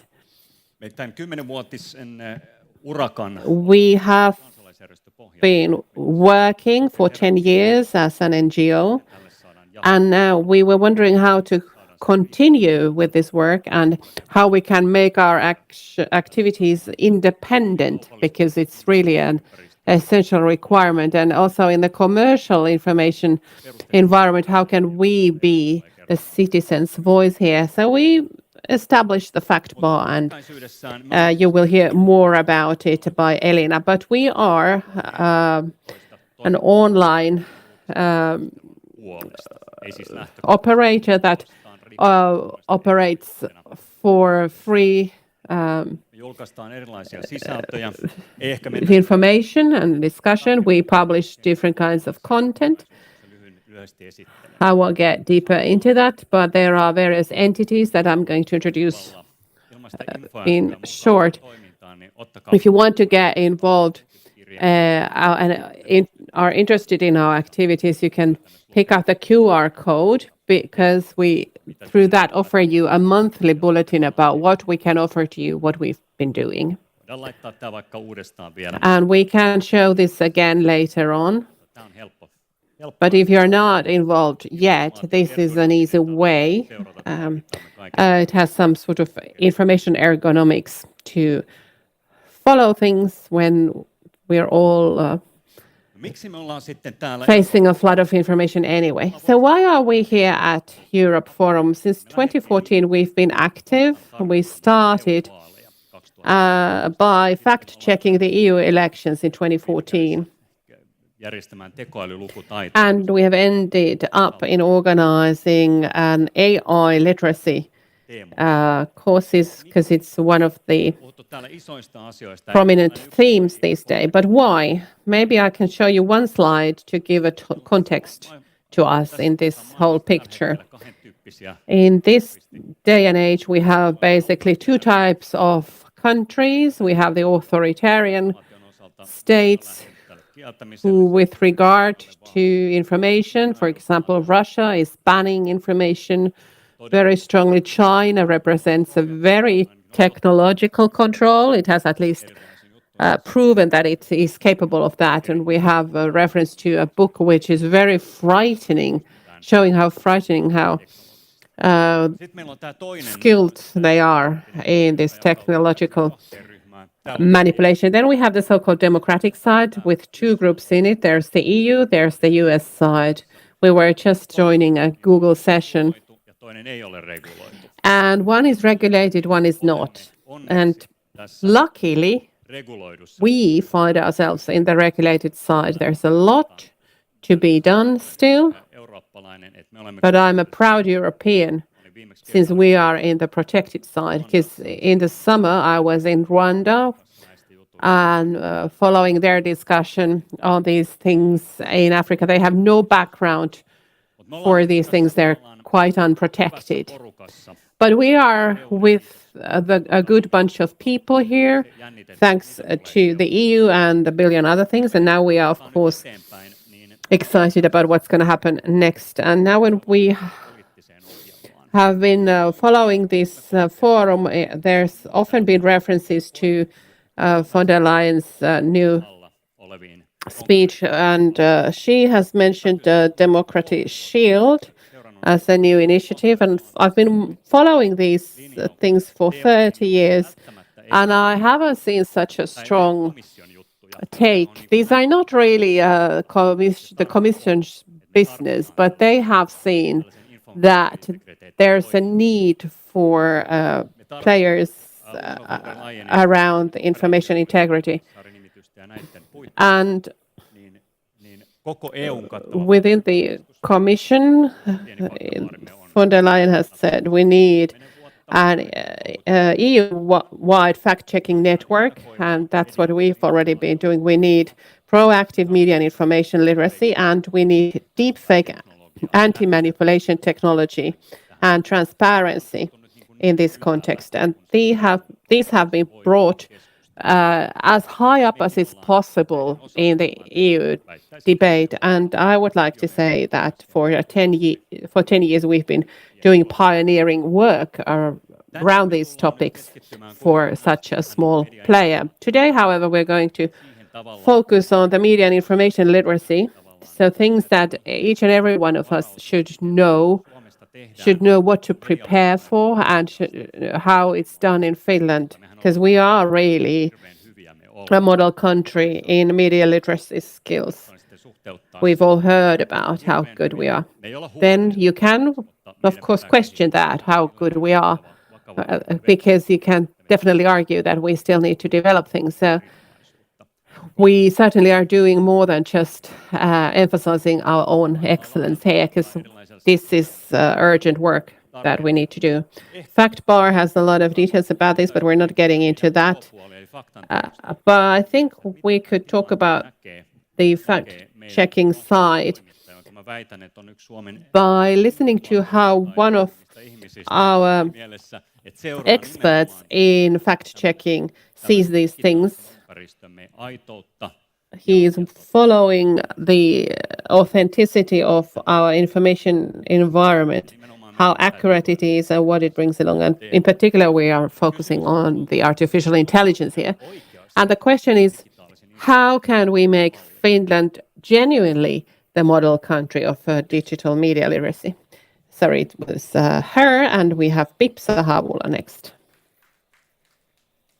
Yes, kiitos. Tämä kuuluu täältä. Mä oon tosiaan Faktabarin Thank you. So I am the editor-in-chief in FactBar. I'm also a freelance journalist, and in 5 minutes I try to fit in the kind of challenge that the generative AI is for professionals, let alone ordinary citizens who are not dealing with these things professionally every day, but encounter it in the social media. And Kari and our panelists hopefully will offer us some solutions. Mä tiivistin tämän asian, tämän So I summarized this message in 3 points. As a fact checker and journalist, this is my approach. And I base this on our visit to Sarajevo in June. We had a global fact conference for fact checkers and journalists where we talked a lot about the challenges with the generative AI. So we have very fresh ideas from there to present to you. And a word of warning, I am not going to paint a very bleak picture. Generative AI has also a great deal of good applications, and FactBar is testing them as we speak. For example, a tool by which we can pick up all statements with an AI tool of a video. So you don't need to look at a 2-hour video. The AI will help us automatically and makes our work easier. But now I'm focusing on the concerns. The first of them has to do with our ability to use the AI responsibly, and how, for example, Google and TikTok and developers of the AI are helping in this. So this is to see if we understand what the AI is capable of, where its limitations are, and do we know that you mustn't feed any discrete information to this application if you don't want it to be spread. Unfortunately, these things are fairly new to all journalists too, but they also touch upon people regardless of their profession, as well as to students and the developers and social media directing the way we are taking. And we can see it in how the AI models are being trained, by which material, and if their operational principles are openly shared to others. We can constantly see kind of pitching, saying how good the AI is. And I'm annoyed by how they advertise that the AI applications can, for example, act as fact checkers or carry out such work. So there's a lot of hype around that. But in the real world, when we test them, they're not that good. They're not good fact checkers. And this is dangerous if we think that they are good. And the social media giants, of course, are responsible for how micro-targeting, personalization, deep fakes and other things are reacted to, and how people want to interfere with them. And one of the millions of examples we have is the new AI Grok by X that is owned by Elon Musk. There's no filter. You can ask for a picture of Barack Obama taking cocaine or Kamala Harris with gun in her hand. And this to me sounds very alarming now before the elections. And the EU is doing very important work here, and it's taking a good direction, but it's not enough. So I'm painting the current picture now. Here. My other concern is whether we have the skills and information to identify content produced by AI, and what to do if we can't identify that. I got 2 examples. They are from our Yellow Press Ilta-Sanomat. tämmöisestä tekoälyllä tehdystä. There was an article of an image posted by Donald Trump that is by AI, and it seems like Kamala Harris is giving a talk to communists. And it says here that the origin of this image is not certain, but it's been suspected to be produced by the AI. And I think it's very alarming if the journalist can't say for sure that this is an AI-produced image. And I'm not blaming this individual editor or journalist, but I'm saying that there's something wrong with the bigger structures if this particular journalist can't say so, and nobody has interfered with that. The AI is developing at a huge pace all the time. We need to learn more about it at all times. And as a journalist, it is for me too difficult sometimes to differentiate between real and AI-produced materials. Then we have an example of our Foreign Minister Elina Valtonen speaking on the phone with a deepfake video call, and these kinds of events have happened in other parts of Europe as well. So if journalists and politicians can be tricked and cannot make out which content is authentic and which not, how can ordinary people do that? I've been training a lot of people, both old, young, middle-aged journalists, students, and I can tell you that there is a lot of variation in people's skills. And the third concern is whether the trust in real information will be corrupted as well. If we can't interpret whether some information is authentic or not, will it also make it harder for the real information to spread? Here's an example from Hungary, where they had released an audio saying that it's a proof of corruption in the government. And as a journalist, my first question was whether I can post it as news if it's proven to be a deepfake audio. And so if in the large scale we end up in a situation where we can't say which material is authentic and which not, can we ultimately then have any shared reality?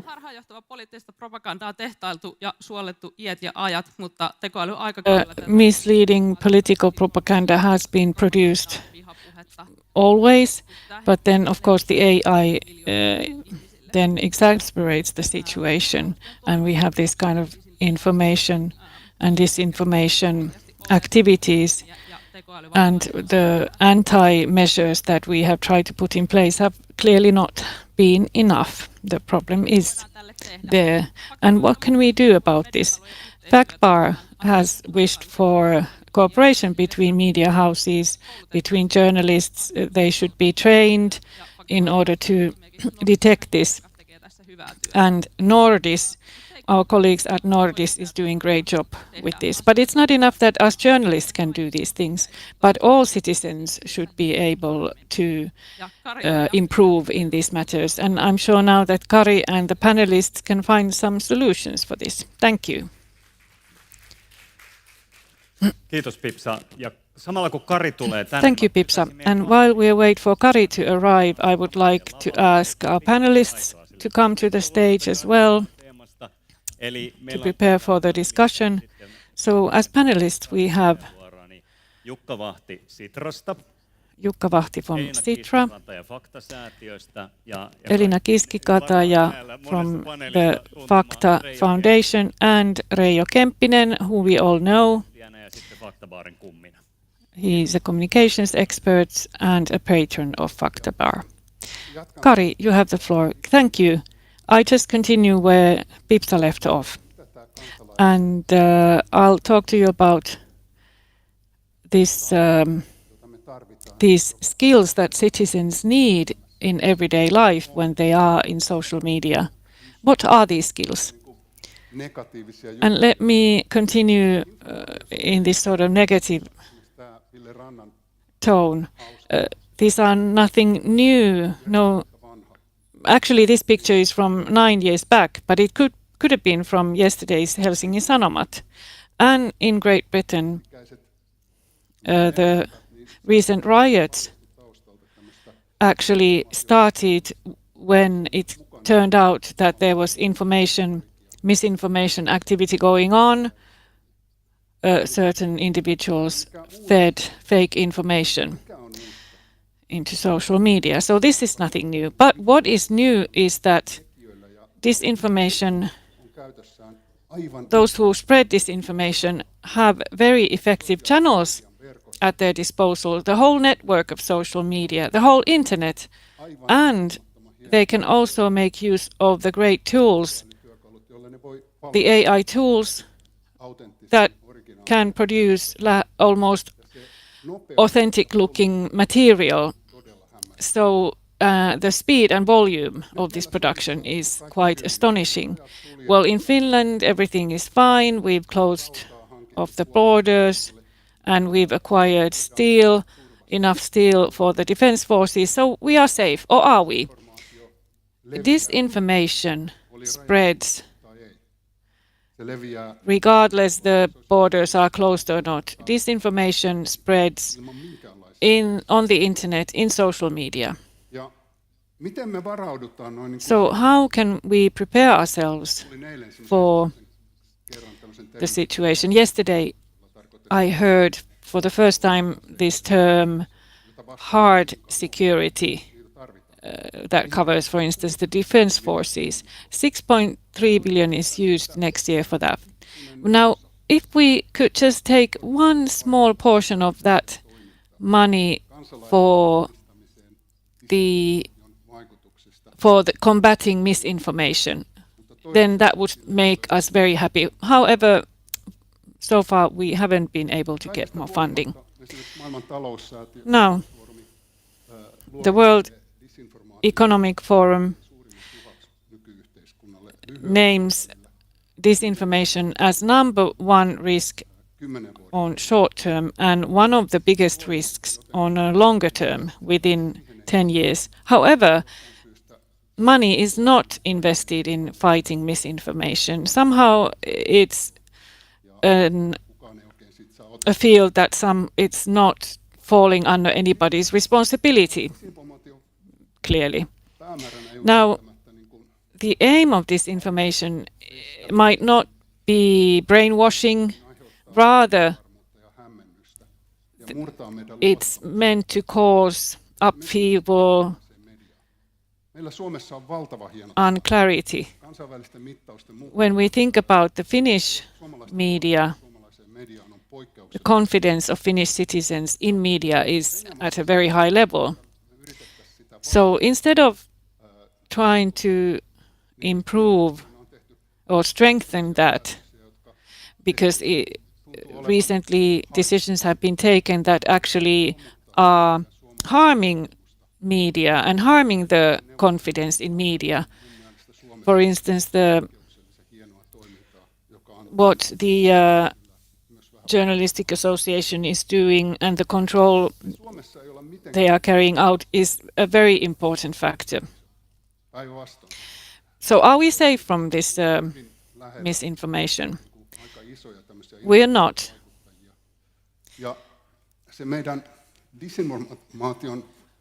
It seems that the buffer zone when fighting disinformation are indeed vigilant citizens, trained citizens who are able to analyze the information or disinformation they see. They make decisions based on knowledge, not to react. We need excellent media literacy, not just for children and youth, but also for adults and the elderly. Now we're debating media literacy here, and I would like to flag something. Should we ban mobile phones at schools or not? I've worked as a school director for a long time, and I think that at least at the low levels at school we should ban mobile phones in class. I think we should guarantee the learning possibilities and concentration for all the kids, because mobile phones expose children to a lot of dangerous things and things that we wouldn't even want to know about. So how do we keep our children safe as they grow up? That's one thing. But then another thing, even if we were to ban mobile phones in schools, but then again, schools have a very important role to teach children basic digital skills and to teach them how to use social media responsibly, what are the healthy attitudes and critical attitudes towards social media and the internet. Now, Pipsa already mentioned the AI, and indeed we participated in this great Google seminar where we heard how to use AI to solve global problems. I'm all for AI, and the more I use it, the more I can respect it, but also I can see what is missing and what should be corrected. So AI requires even a better digital literacy from us, because what is produced with AI looks just genuine, so real that we have to have skills to spot it. So AI engines are able to create hallucinations and totally absurd things. So if you want to see that, you have to have enough cognitive capacity to spot it. In the newspaper Helsingin Sanomat, we recently saw an article on what a threat we are facing here with generative AI, but we can train our citizens, our teachers, children and youth. Pipsa said that it's sometimes very difficult to tell apart these products of AI, and there's an Ofcom analysis, opinion poll, and only 91% of people said that they are not able to make the difference here. So only 9% can spot the difference, whether it's produced with generative AI or not. Well, in the EU, there is regulation work going on. Digital companies must adhere to certain rules. But the problem is that if I go now to the market square, Turku, and ask people, well, what are the rights you have under the digital regulation? Probably no one knows. I'm sure that Sitra is doing its best in order to campaign and raise awareness among people. However, the basic knowledge is still not there. What are our digital rights? Do you, for instance, know that we have the right to be forgotten in the social media and in the digital world, and that children and youth are protected better than before? So this was adopted recently, and it will finally enter into force in about 2 years. So what do we do at FactBar? We try to give background information to citizens what this all means. We have published manuals on digital information literacy. I have also some English versions here. And we've been quite surprised how popular these manuals are. They've been downloaded a lot, about 12,000 copies, which is a lot. And then we have produced an AI manual, a guide, where different experts have written about what citizens should know about the AI, what it is, how it impacts our lives, and what we could do with it. We also publish a lot of short informative videos. Pipsa is our fact checker. I'm sure you can recognize her there. So how do you do a reverse picture search if you have a picture in a news? How can you verify if it's genuine? How these algorithms work? What is lateral internet literacy, and how to evaluate content? So all this information is there for you to use freely, especially teachers use this a lot. And we produce this more all the time because we think that it's important. These are short videos, 3 to 4 minutes, and it's easy. It's an easy way to learn. So let me sum up. How can we increase the citizens' resilience? Platforms must be regulated. That should be possible. We also have to make sure that the platforms adhere to regulations. I'm sure you've read in the newspapers that in the EU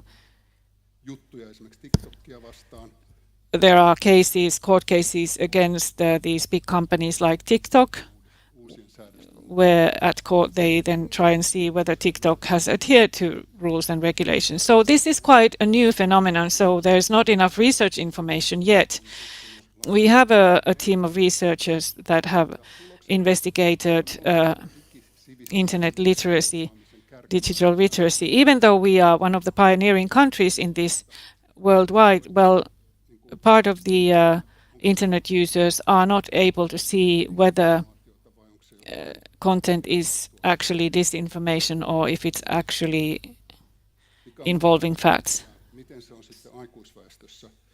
3/4, that's a big group. We need more research information. We need anti-disinformation activities. FactBar carries out a lot of fact checks in cooperation with the fact checkers from other countries, because usually these kind of false news travel from one country to another. So they're not always published here in Finland, they are published somewhere else, and then it requires really cooperation between fact checkers. We need reliable journalism, reliable media, and I would like to emphasize the self-regulatory activity of the media. I think that works quite well in Finland. And the self-regulation of the media, Finland is already a model country now and hopefully also in the future. We need digital training in schools, in libraries, at workplaces, in the armed forces, in adult training, and also among the elderly. It's been provided, this kind of training, but it's sort of on an ad hoc basis, and usually participants are people who are already interested in these matters and know something about it. However, those who actually do need the training, usually they don't come to these trainings. And as I said in the beginning, we need more resources in order to combat disinformation activities.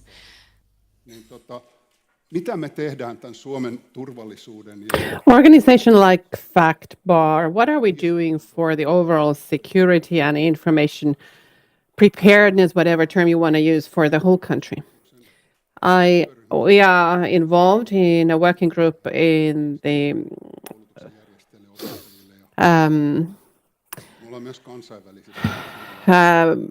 educational services, and we're thinking about ethical instructions for using AI. We also come up with the digital material for many instances, and they have been used even at our national matriculation exams. And we organize a lot of seminars, trainings, as Pipsa was saying, to various groups. For example, I trained about 350 librarians last year, and they are now thinking anew about how libraries could act as a beacon for correct information in the sea of social media. Then the digital information resilience. Perhaps I shall take the next slide. Mikko will soon present to you something we have come up with as a proposal. We have 6,000 16-year-olds in Finland, and we wanted to give them a kind of small course before they go out to the working life. In the next elections, we're going to act as fact checkers again. We have also something called the Digital Guard, where we are looking at what kind of advertisements are published on the digital platform. So we're working a lot considering our small size, but we have now a dream that we want to launch here, and I'm going to give the floor to Mikko for that purpose. Go ahead. Thank you, Mikko. Kari really is thinking about these things in all ministerial groups and in the EU groups. I will very quickly give an introduction to this, and perhaps you can prepare yourselves to have Jukka, Elina, and Reijo giving your comments in that order. But the new thing we would like to bring out is that our educational system is working. Schools are very dispersed and teachers have a lot of independence, but it also brings some resilience. Things are not going on very fast. And in the government, actually the Ministry of Defense, we've been talking about Defense Day, where we would like to introduce an independent information resilience course or lesson. And it has to be fully independent because we think it's much more than just about the Russia trolls, unfortunately. I'm not doubting the motives of the authorities, but I know that they work from particular silos, and this requires a holistic view.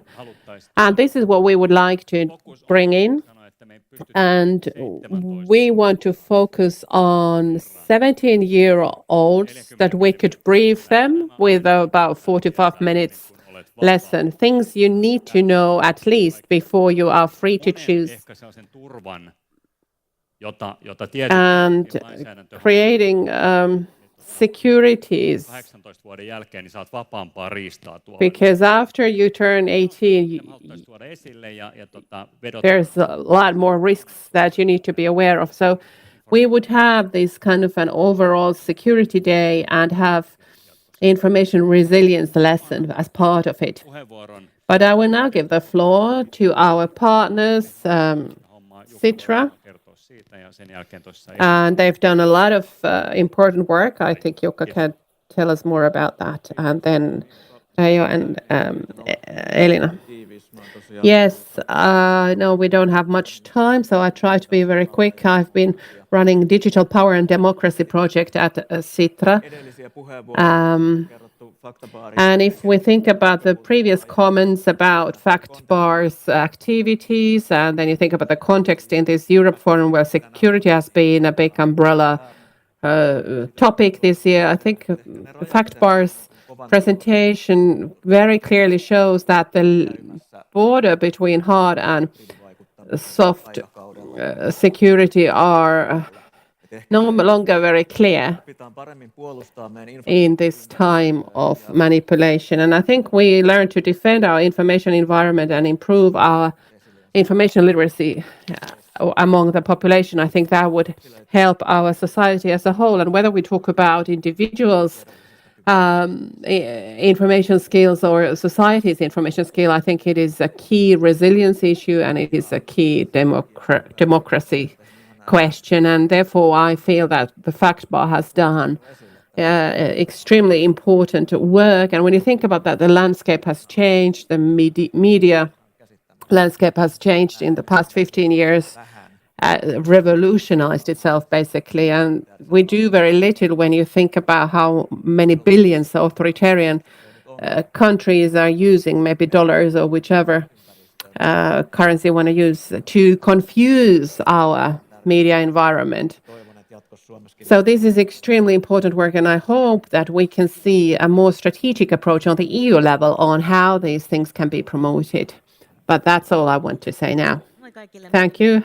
Hello, my name is Elina Kiski-Kataja. I am the chairman of the board of the recently established Facta Foundation. And as you heard, the Fact Bar is doing important work for a decade already. It's been awarded, but it only has project funding for this and gets its funding from various sources. And we believe that there's going to be much demand for this work in the future. I don't think our information environment is going to get any simpler in the future. So last spring, we established a Fact Foundation with the intention of collecting 5 million euros, raising 5 million euros with which we can support Fact Bar's work. And I want to invite all of you to join in if you're interested in the digital education. I think this is a watershed moment for the European societies because as citizens, we have many more requirements.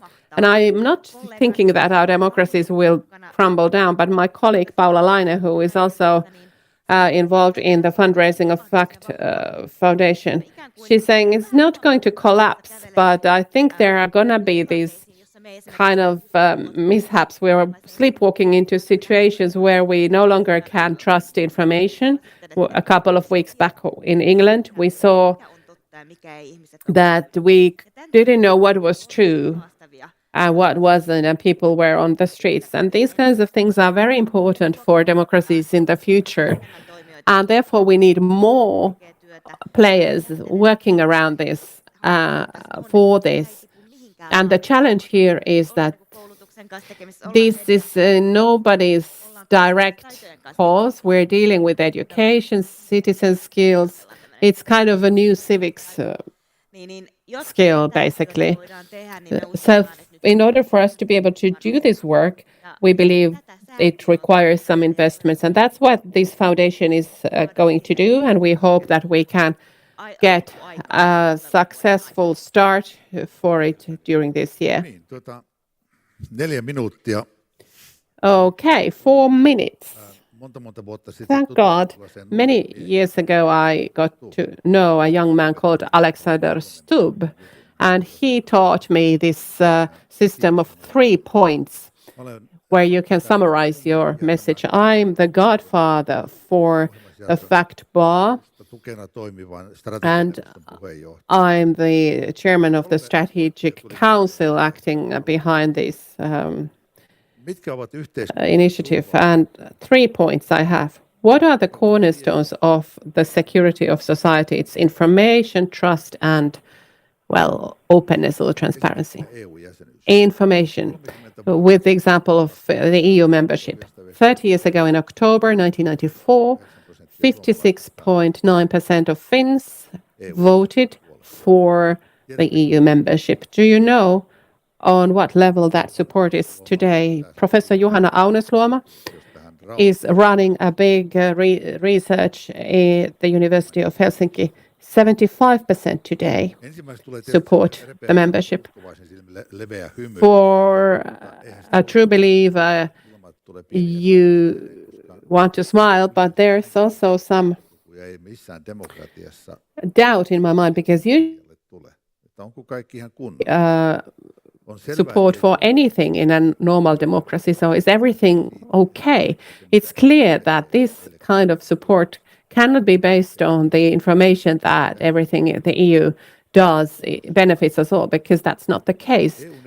The EU is just a tool for change, and EU is facing tremendous challenges, funding for the green transition, the digital change, the strategic autonomy of the EU, defending its borders, illegal immigration. If you're interested, read a Commission paper published on the 18th of July, where they list the challenges that the next Commission will face in the next 5-year term.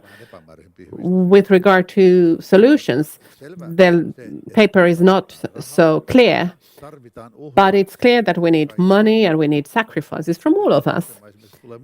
Finland's net position will change, but this is just peanuts compared to all this. And most of all, all of us need to understand why change is needed from all of us. And understanding this needs to be based on information.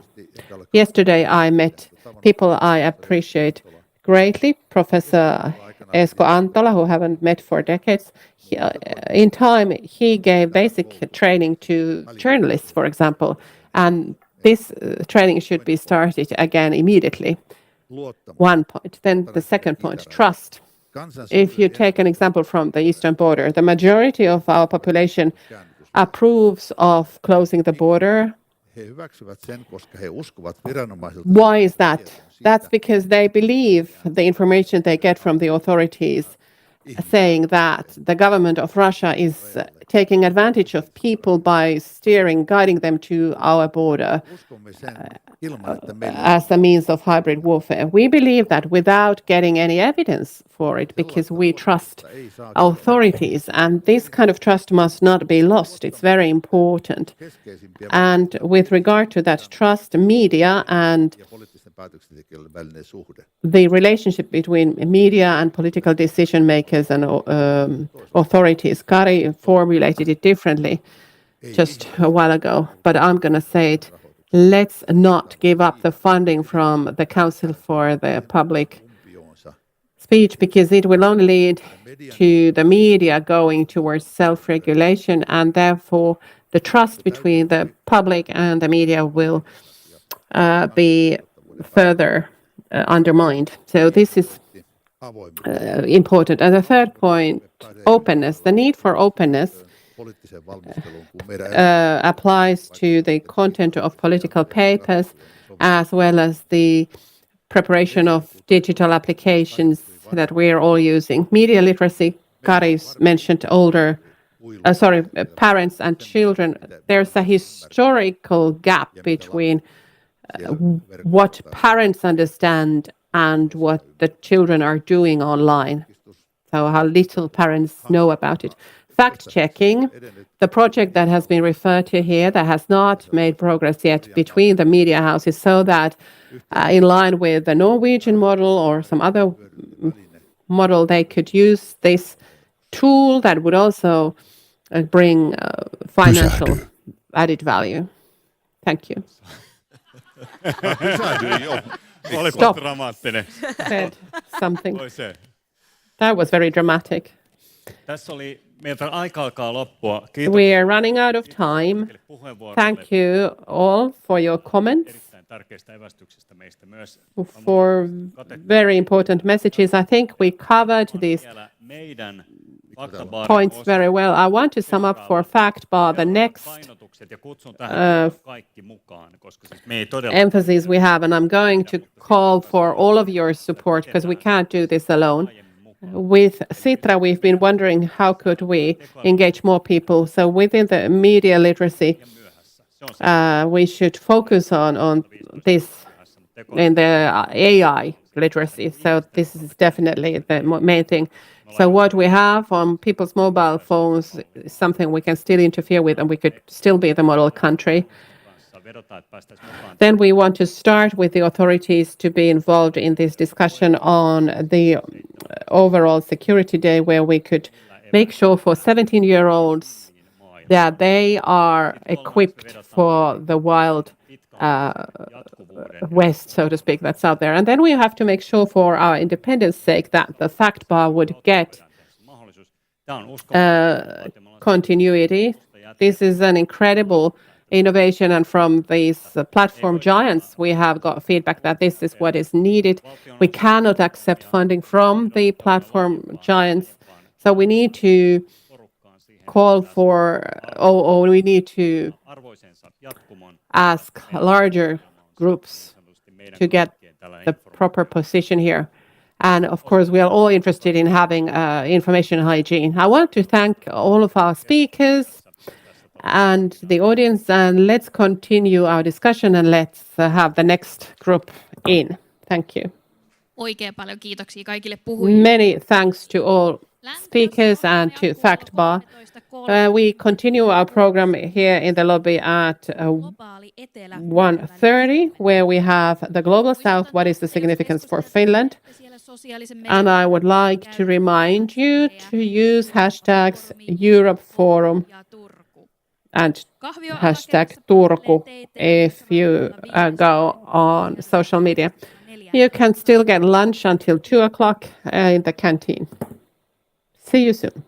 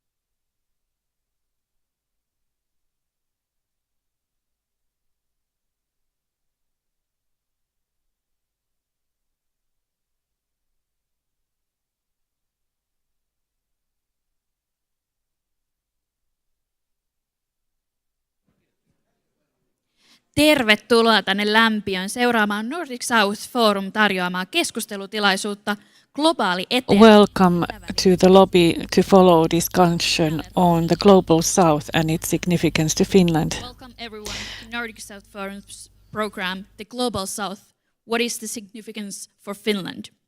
My name is Rosa Kesti and I am your stage host today. All programs are live streamed and Finnish programs, such as this one, are simultaneously interpreted into English.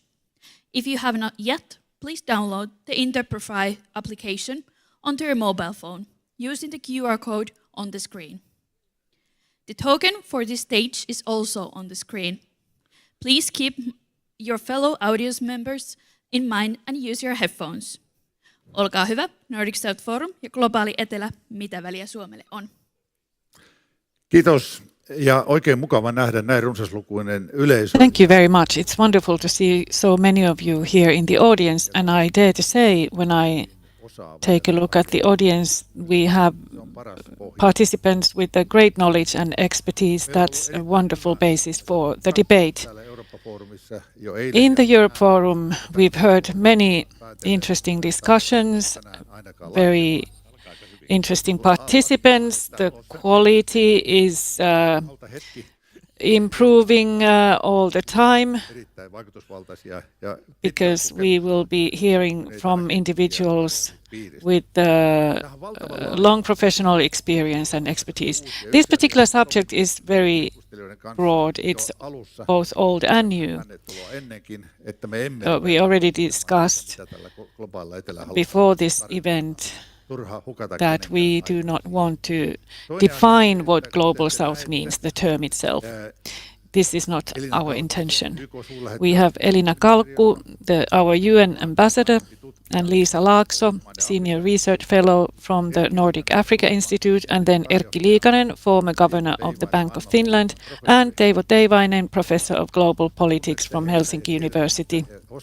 If you know at all what they are good at, then you know that they take different kinds of views on this particular subject. So let me start by an introduction. So we're not only talking about problems. Of course, there are many that we know of. We are not talking so much about threats. However, I would like to listen to you to discuss opportunities and solutions. So my first question, at a certain point in this first round of discussion, our Minister of Foreign Trade and Development, Ville Tavio, will come to the stage as well. I might interrupt you or not, because perhaps you can finish your sentences and then the minister can have the floor. Let's see how it goes.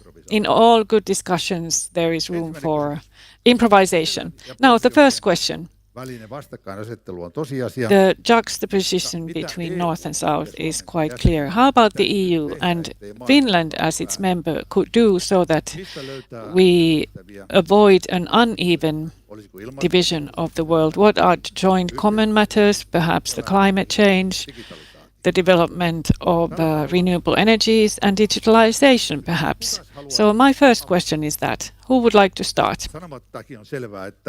Well, it goes without saying that you should keep it short and to the point. Yes.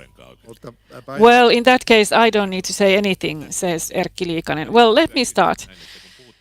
It's a good question. When we talk about threats, what are dividing the world? But where should we find common ground? Environment, as an example. Africa clearly is the biggest victim, but if we leave India and China out of this, then it doesn't matter what the others will do. So we have to find a common whole. First of all, we need political activities, carbon tax, carbon frontier tax. And then secondly, companies need to make joint efforts to cut down emissions. And then thirdly, reporting requirements for everybody, for all the companies in the world, what their balance is in terms of emissions, how they are controlled and how they are measured. And I think that these three balls are now on the move. And after Glasgow, a lot has happened. And during the summer, about half, if we look at the global GDP, half of companies have committed themselves to the global standards. And here we also have Nigeria, Kenya, and Brazil, and Turkey, and China involved with the EU. So we have to look at these regions, and climate is number one here. Europe is not enough on its own. We have to be there, but we have to raise the basic level and strengthen this cooperation. Elina, how does this look from the Security Council's perspective? Well, matters seem very difficult at the moment. It's complicated. And if we look at the 5 permanent members, they can only agree on the fact that they must have a privileged position and the right to veto. However, the other 10 members all of a sudden have been stronger in their roles. They are important countries, both from the North and the Global South. They've been able to agree on things better than before, and they've been trying to have an impact on the good functioning of the Security Council. Of course, the UN much more than the Security Council. So I'm not going to go and describe the role of the Global South, but I would like to mention that it's not a unified group. There are some very well-off, very wealthy countries, and then there are some very fragile and poor countries in that group. And many countries of the Global South have the same values with us, the same sets of values and similar objectives. So it's possible for the EU to find partners from the Global South. And if we look at the topics, you mentioned environment, Reijo, clearly that's a strong topic. Digitalization, AI, it's a very strong common agenda that we have. And other topics, development questions, that also have a reference for North. What we do outside the EU and NATO, it's not irrelevant for those countries. There are deep differences here of opinion, but it's important to find ways to cooperate, and EU here is very important. The questions of equality, we have certain partners who actually want to see what the EU is doing. Please don't sell your old grandmother and thus give away these important values. We have questions to do with youth and also, of course, certain economic factors. So there is a lot of common ground with the countries in the Global South. And I would like you to find solutions how to look at this matter. And we heard some of them. Lisa will get the floor now. I would like to draw your attention. Valtiovarainministeri Purra suurlähettiläspäivillä pitämässään puheessa kiinnitti huomiota siihen. Our Minister of Finance paid attention to the 95% of people who live under autocratic rules, not in democracies. That's a big number. Lisa, yes, there is every reason to be worried about the state of democracy. And this is also linked to the administrative resources in the Global South. And these common interests and common objectives are here very important. We've talked about this rule-based global international order is in crisis. However, these sort of very simple questions linked to administration, for instance, global illegal money trails, flows of cash are at stake. If we together, North and South, are able to find solutions here, then we can promote equal economic development. That means that we have to control and regulate tax havens and also control international crime. And corruption is one of the major problems Me palaamme affecting todellakin tähän, mutta pyytäisin sinua sillä välin global miettimään south. vähän sitä, Yes. mitä Erkki Liikanen sanoi näiden globaalien standardien merkityksestä niin kuin yhteistä ratkaisua. Global standards, in order to find common solutions, they are important. Teivo. Well, yes, we heard a lot of good questions. And to me, something has shifted. How these connections have been found between the global south and north. If I listen to President Stubb or some of the foreign ministers in Europe, so more than before, they tend to say that, yes, we've heard this from the South for a long time, that there are double standards in terms of democracy. And there are, of course, are differences between values, but it's not always that they might not understand our democracy, but they actually think that the way you apply your democracy in certain institutions where the southern countries should have more to say, then all of a sudden democracy is not there. And when we listen to the Kultaranta discussions going on, there we heard these voices saying that these certain global institutions like the Monetary Fund should give more space, more room to say for the global South countries. Otherwise, it's China and India who will dominate, and Russia will create a threat. So, as Reijo said, will then the world be divided into these camps in a wrong way? Many of the global South countries might go to the Chinese camp. So this is something that we have to look at and take seriously the global South countries' comments on this unfair treatment or double standard. Now, let us invite our minister to the stage. Minister Ville Tavio, perhaps you can comment on these matters that we just heard. And perhaps we can have a glass of water for the minister, and let me just now sit down and join the panelists. Thank you very much. Dear participants, it's wonderful to be here and in my hometown and see and listen to these high-quality debates. I was asked to give a speech on this theme, and of course, from the perspective of my ministerial responsibilities.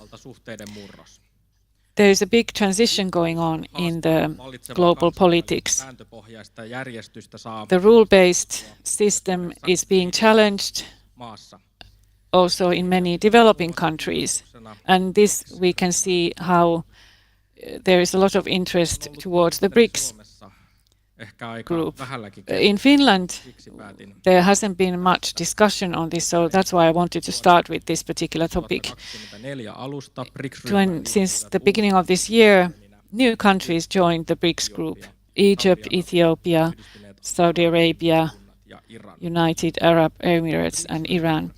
So the geopolitical emphasis of the BRICS group will grow in the future, and this will strengthen China's and Russia's ambitions to create a counterpart for the G7.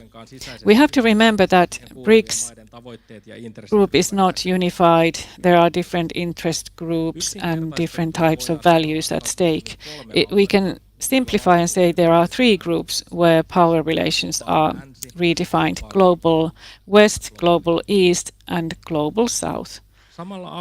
At the same time, Africa's geopolitical and economic emphasis has grown, and then outsiders are competing with each other to find a position in Africa, and Africa is looking for a heavier role, for instance, in certain organizations, such as BRICS. The nature resources and development opportunities and the youth in Africa provide a lot of pahentaa Afrikan sisäisiä hope for the future, but if we cannot utilize that, things will go bad and conflicts and instability will rise in Africa. We want to continue cooperation with our long-term partners in Africa. At the same time, in the EU, we want to promote the EU-Africa extensive partnership. With our funding, we want to have an impact on the trade agreements. We see how these countries are becoming more stronger, and this has an impact and requires certain things from our activities in development and trade. And in the EU, the objectives must be clarified. The government just recently published their security and defense policy report and also a development policy report. And we will handle these matters, especially in that latter report pertaining to the relations to these countries. We are taking a more extensive look at the security and defense policy and the external policy, and here development policy is in a very important role. As a minister, I've been emphasizing the fact that our relations with the developing countries must be based on equal partnerships so that we both sides can benefit from this cooperation. And when we look at these relations more extensively, we have to find more agency and solutions that are really needed in the developing countries, and we are known for these solutions as reliable and trusted partners, or we can offer some new potential. So we have to concentrate on essential partner countries where we can build relations.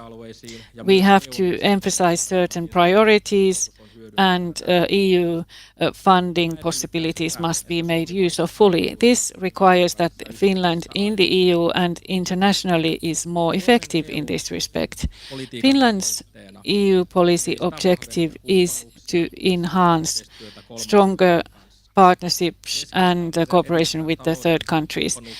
We must build partnerships with trade and investments in African countries.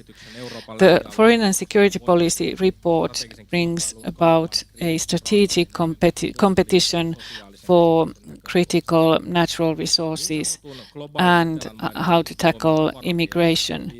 In terms of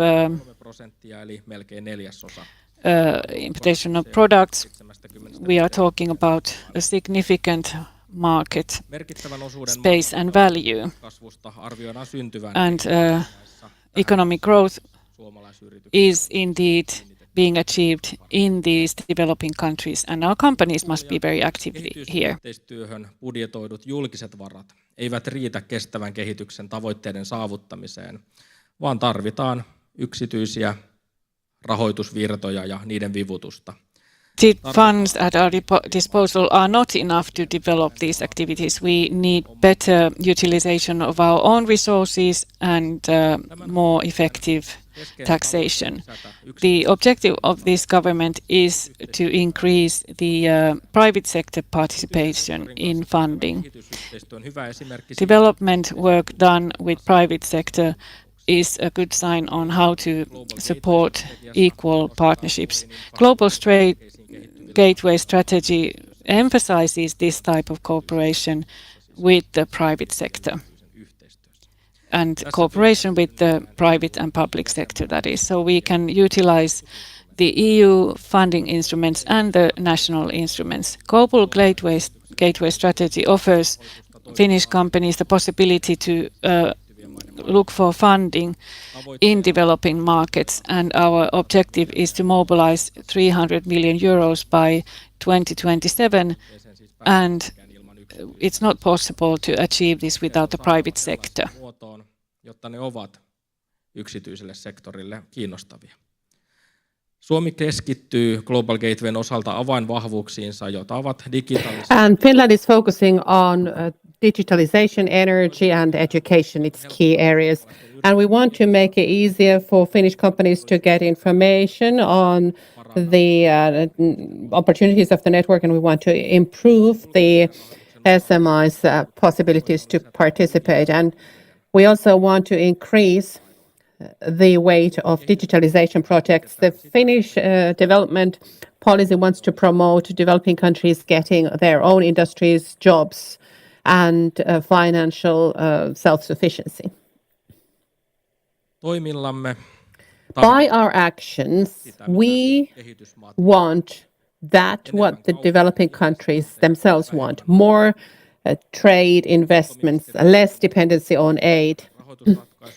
We have financial solutions, development policy, loans. They are the correct tools for this aim. The Finnish development policy and development cooperation has the aim of a closer connection between businesses and aid. This is a new direction in the Finnish development policy, and we're not alone. Many other instances are thinking about the same questions, and these different instances can also be complementary. We can bring out more development. We have also a report on the development aid, and there is continuum both in terms of the focuses as with the measures. And Finland supports human rights that are the basis for a sustainable societal development. We also want to emphasize women's rights,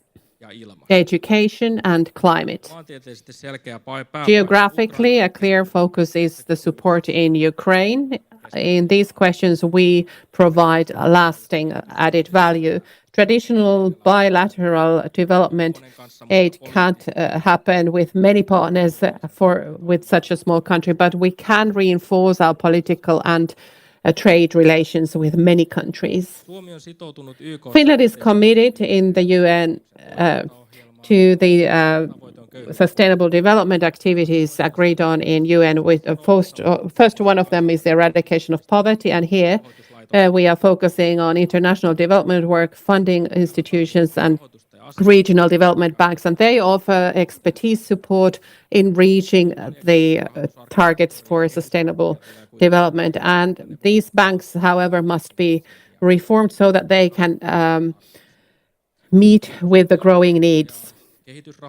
Finland continues its support for the financial institutions, both and with the UN Women and the UNFPA fund within the UN. We are a significant and powerful funder for both of them. We have also the essential target to reinforce the ability to act for the rules-based order in the world, and this is in our interest. We want to also respect the rule-based system, and this is based on equitable partnership, and as part of it, the Finnish bilateral development aid includes receiving citizens from those countries, and Finland is not acting with those countries that support Russia's war of aggression, and this reflects Finland's support for Ukraine.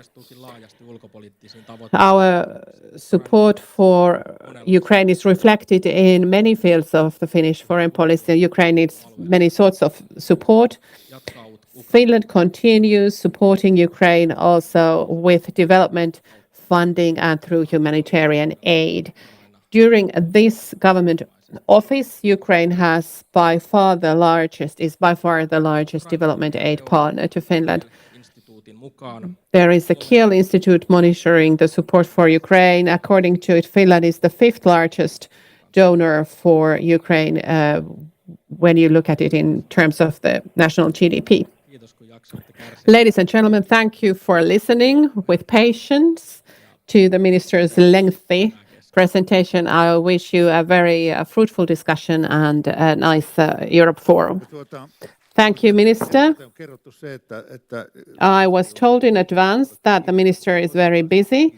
On the other hand, I want to emphasize that you are in Turku, so if you're in your hometown, you can't be too busy. How about the panel members, would you have any questions for the minister? I think climate is not very high up on the priorities here. Is that a political choice, or is it just due to lack of time that it gets less attention? No, as I mentioned, we have three focuses in our system. We have women's and girls' rights, education, and climate. So they have the same emphasis here. So this is the overall picture of our work in the Global South. As to the climate, I think in the best scenario, we can also there combine trade and development policies, because when you look at our public sectors, funding instrument, public investment facility, we have been in meteorological cooperation, which is of course very climate centered. We are building meteorological observation stations. That's a good policy to promote the building of such stations. We think it's very good climate policy too. I like the fact that within the climate change actions, we can find unanimity between political parties as to export Finnish competence and technology and taking actions that combat the big problems like drought or the extreme weather phenomena. I think everybody wants to take advantage of our competence there. I don't expect the Ambassador Kalko to ask for any clarifications, but Dave. Yes, thank you. You mentioned that the African Union is more involved with G20 now, and I interpret it as the willingness to include Southern operators in the international institutions. You mentioned that the World Bank should be reformed. My question is there some such reform coming up where the voice of the Global South would be heard better in the World Bank? Because it is an institution where the decision-making has been criticized by the South. I can give a more general answer. The World Bank new director, Shanghai Bai, is from India, and the general director is a US citizen, as has traditionally been the case. But I've been able to talk with him. He is very competent. He's a previous CEO of MasterCard, so he's very skilled in private funding. He has a strong drive to make these reforms happen there. So we hope that we're going to hear more about the reforms they will achieve there. But he also brought up the challenges in our discussions, because you can't get private funding to Africa without some public funding too. Of course, South Africa and Northern Africa are cases, but generally speaking, if we see the climate measures are transparent, the investors can see the value of the companies, and there you always, of course, need some help from the public side. When I went to BlackRock to talk about their investments in the developed countries in Africa, they could only find one that they had bought from Finnfund, the Kenyan wind park. So I think if private money doesn't go there in BlackRock, I believe that will be the case in many other places. But we can clearly see that as we have more investments from the Western countries, they will be successful there. A question to Liisa. Thank you for, or rather a chance to ask for Liisa. Thank you for your presentation, and it's nice to hear how much influence the Finnish development aid has. And here, refugees who haven't been granted a refuge to be accepted in those, and it's good to continue that discussion. But there are also countries there who can't cope with this requirement, but who would actually be excellent partners, who would make excellent partners, for example, with the UN population policy or women's and girls' rights supporters. And now I'm referring to the eastern countries in the African Horn. So I think there would be plenty of potential there. But perhaps this reception of refugees cannot be handled there. No, they haven't been able to do that in previous governments either. And that's why I think it's good to get a new approach there. And there's been talk about various alternatives, like creating flexible funds. That's more like the Danish model, where Finland and Sweden are joining in there. And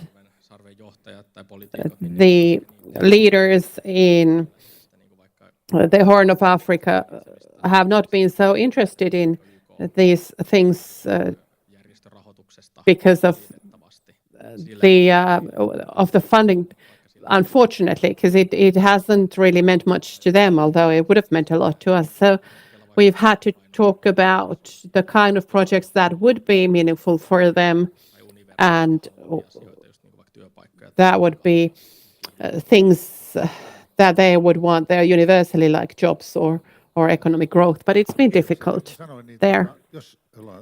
Thank you. As I mentioned already, if you have the opportunity, we would love to include you here. We will continue with our discussion. And if not, thank you very much. I don't want to take more time of your panelists here, but it was very nice to see you all here in the center, in the heart of Turku. Thank you, and I wish you a very nice weekend.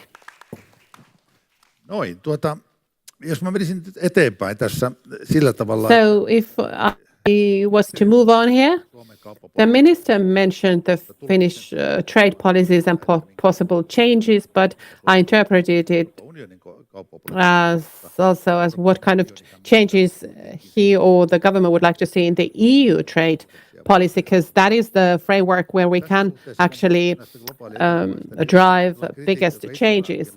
And criticism that I have read about is that, for example, in Africa, they say that China, in a couple of years, with its selfish politics, has achieved a lot more than the European Union over 100 years. And they refer to some countries' colonialistic traditions. And I want to ask if there's any new angles with which the EU could take a much more the role of a catalyst and more analytical role, and therefore also banish this yoke of colonialism from its shoulders.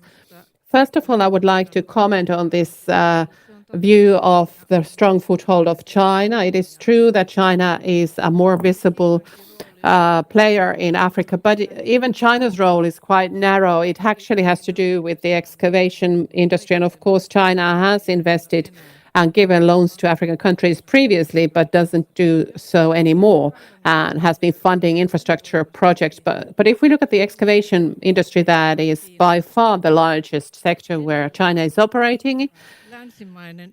Still, one Western company, a British Anglo-American, its excavation production is more than double in Africa compared to all Chinese excavation businesses there. So perhaps we should think about what the fear of China in Africa is, and in whose interest is it to talk about Europe losing foothold there. The competition is getting tougher, and the colonization and the theme of a colonialist burden is important. I think it speaks about the geopolitical conflict or controversy where China sees itself as a player who hasn't got this colonialist burden, while the US and Europe are talking about China as a threat. For Africans, this might seem quite confusing because rationally speaking and in the trade policy, of course, they are looking for partners who are the most useful ones. And European players should not get into this confrontation. There was a reference to an international rule-based system. We have to find systems where we can have both Chinese, European and American operators, and Africans can decide which partners they want to turn to. And to add on the burden of colonialism, I'm sure we can. We talked about the independence of Namibia. We can continue on that. But the Nordic countries are still a player within the EU that they can be proud of not having a very heavy burden of colonialism. At least I have noticed it myself that it is easier to talk with African partners as a Nordic person than what it would be as a Brit or a Frenchman or Frenchwoman. So we should bring in this Nordic profile to Europe's Africa policy as well. Elina, then you wanted to comment. I'm sure you've talked about how the Global South in some form should be represented in the Security Council. Indeed, and if I can talk about the problem with the EU's image, according to some calculations, things are not the way as just as your comparison with China and the EU shows. So EU is bigger than China as a trading partner, and the investment base is higher, and as a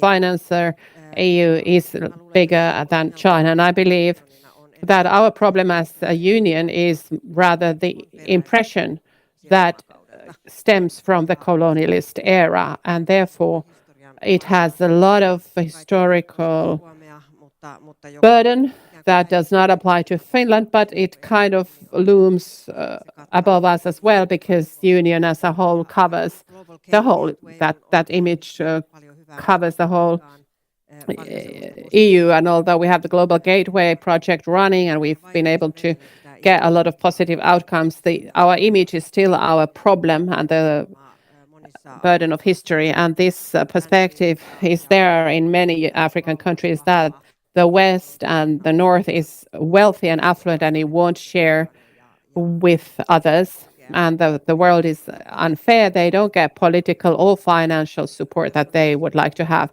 So there are many psychological factors also having a say here.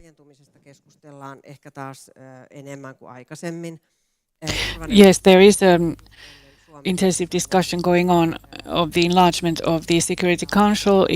They convened in July, and I gave a speech in the name of the Nordic countries where we supported the accession of African countries more extensively to the Security Council. There is a unanimity on extending the Security Council with African countries, and the members of the Council reconfirmed this in that session. So that element of the reform of the Security Council is already underway, so the preparation is taking place. So also in terms of alternate members, there are 3 African alternate members at the moment, and the Africans also presented this very strongly as trying to correct a historical wrong. Now, if we look at the development institutes and banks, funders, well, there the situation is more difficult because they have the decision makers have a say on funding and trying to reverse that to give decision making powers to the beneficiaries of aid in those institutes is a more complex matter. And as we heard from the minister, in these funding institutes,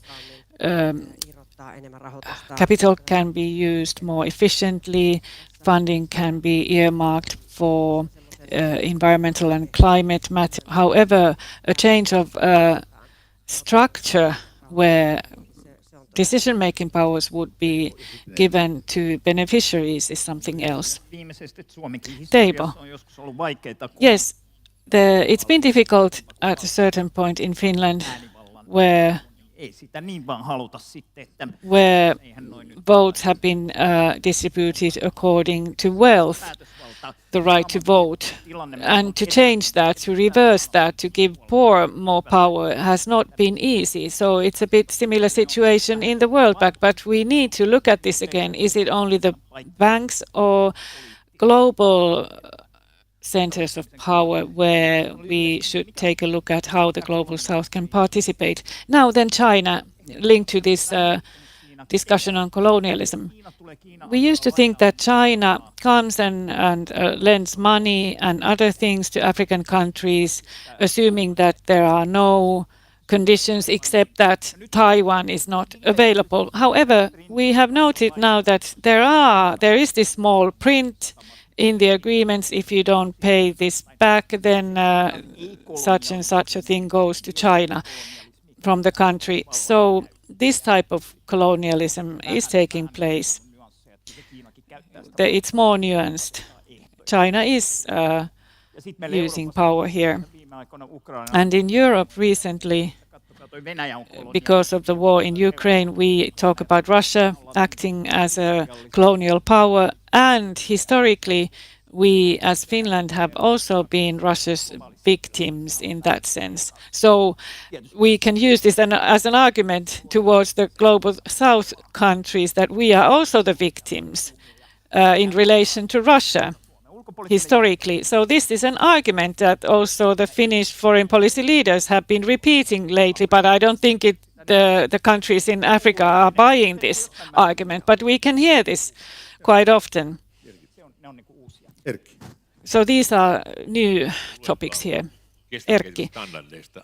I gave a speech in Harare on sustainable development standards, and as I went to the airport, I saw a big poster of Lukashenko where he was handing over tractors to local farmers, and I was shocked.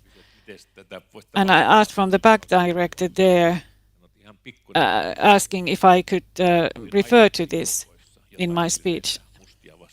And he said that when I was in the troops fighting, this was how we got support in those days. And the capital market said that we cannot lend you money, risks are too big. Well, China and Russia were present when we needed guns for the war, and that's what we got. And this is what's happening now.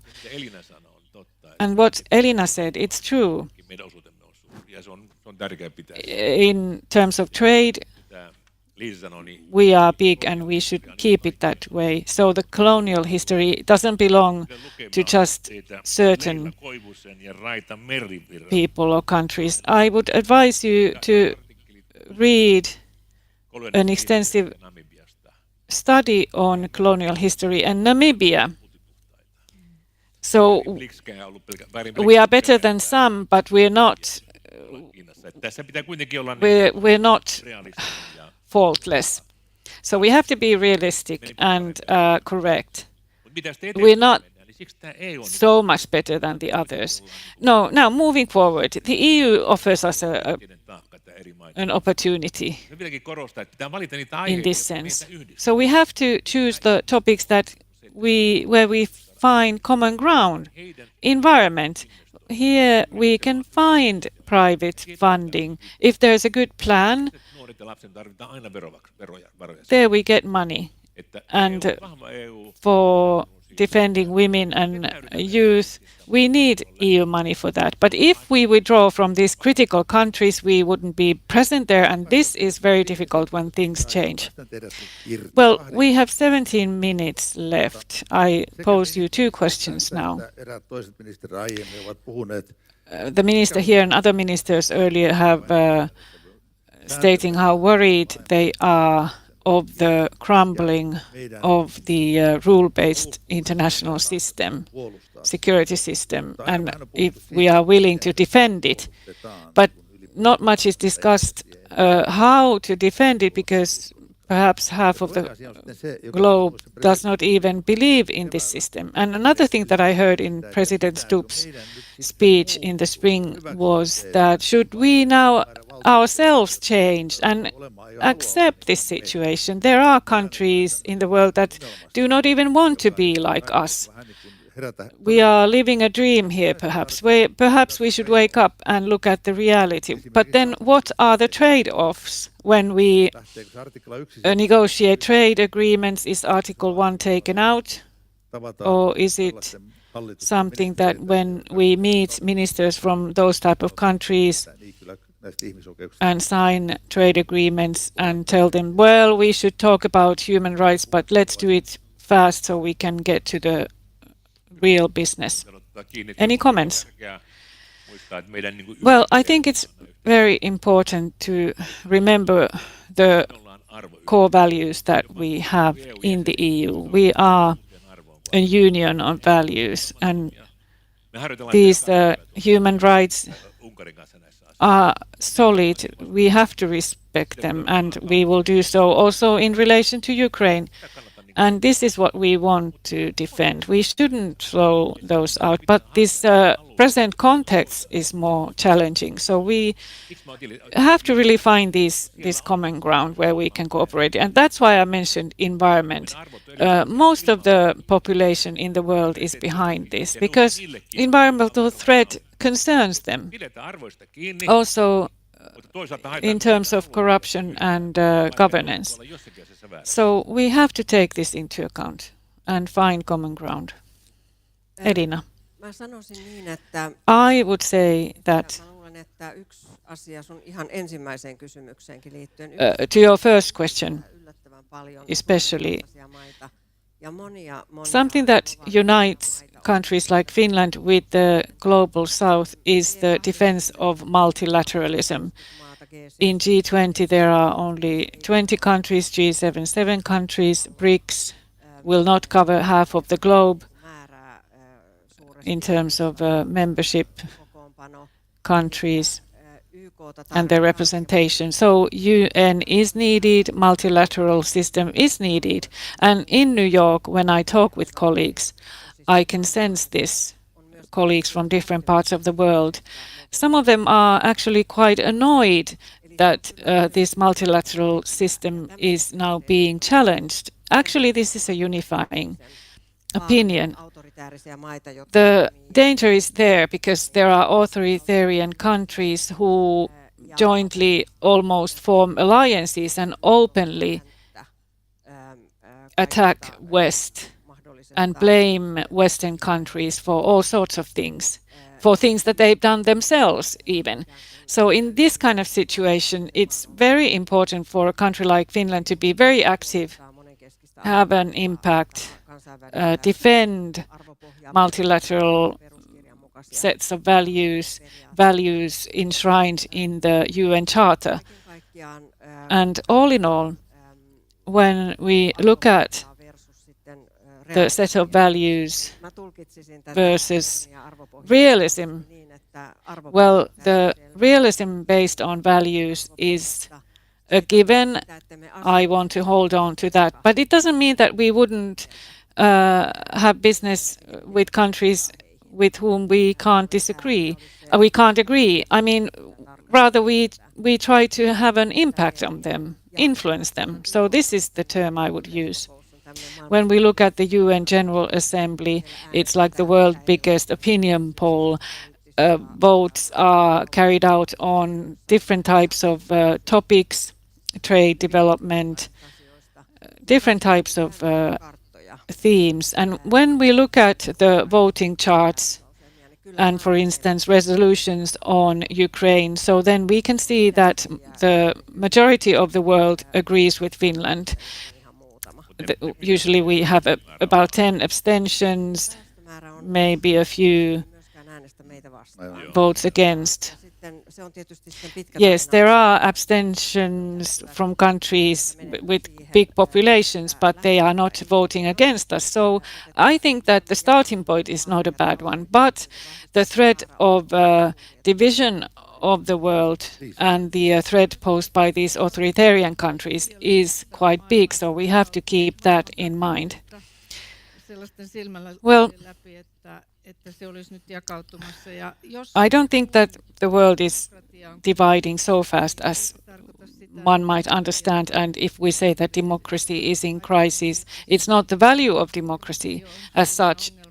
I referred to corruption already, but that's not an ideology, it's something else. If we look at research also in Global South, well, there democracy is ranked very high, especially among the young people. Of course, daily subsistence and jobs are at the top, but the majority of the people there cannot see alternatives to free elections, for instance.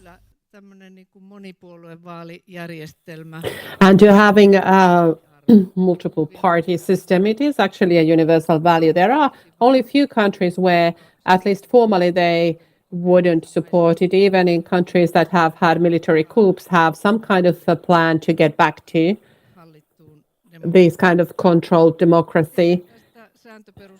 And on the rule-based international system, I would like to say the same, and it also has to do with democracy. Before we can talk about democracy and good governance, there has to be government and sovereignty. And the international interaction has to be based on respect of sovereignty with regard to politics that would isolate countries is dangerous.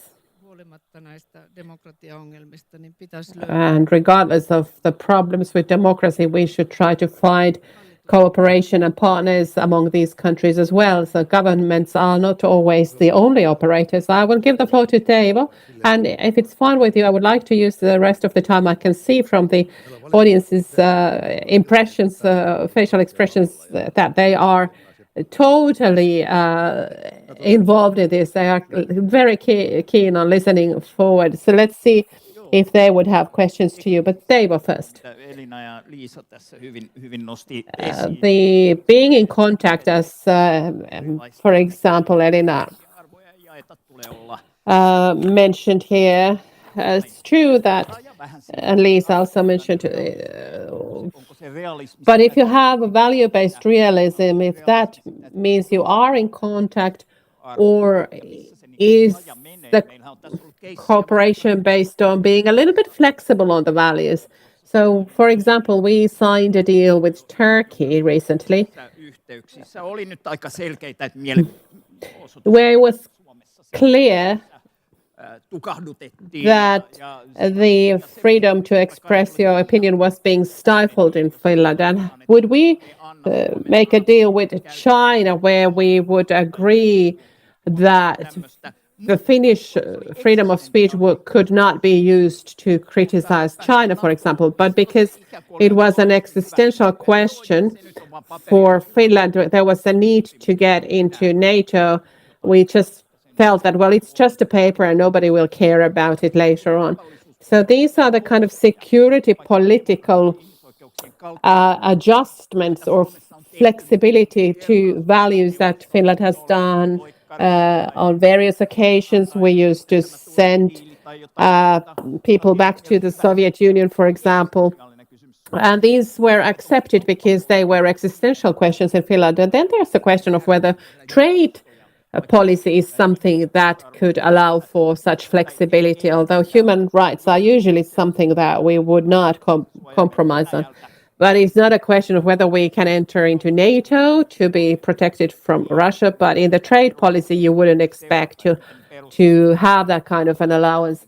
So I think it's important to monitor what the justifications and arguments for various deals would be in other countries.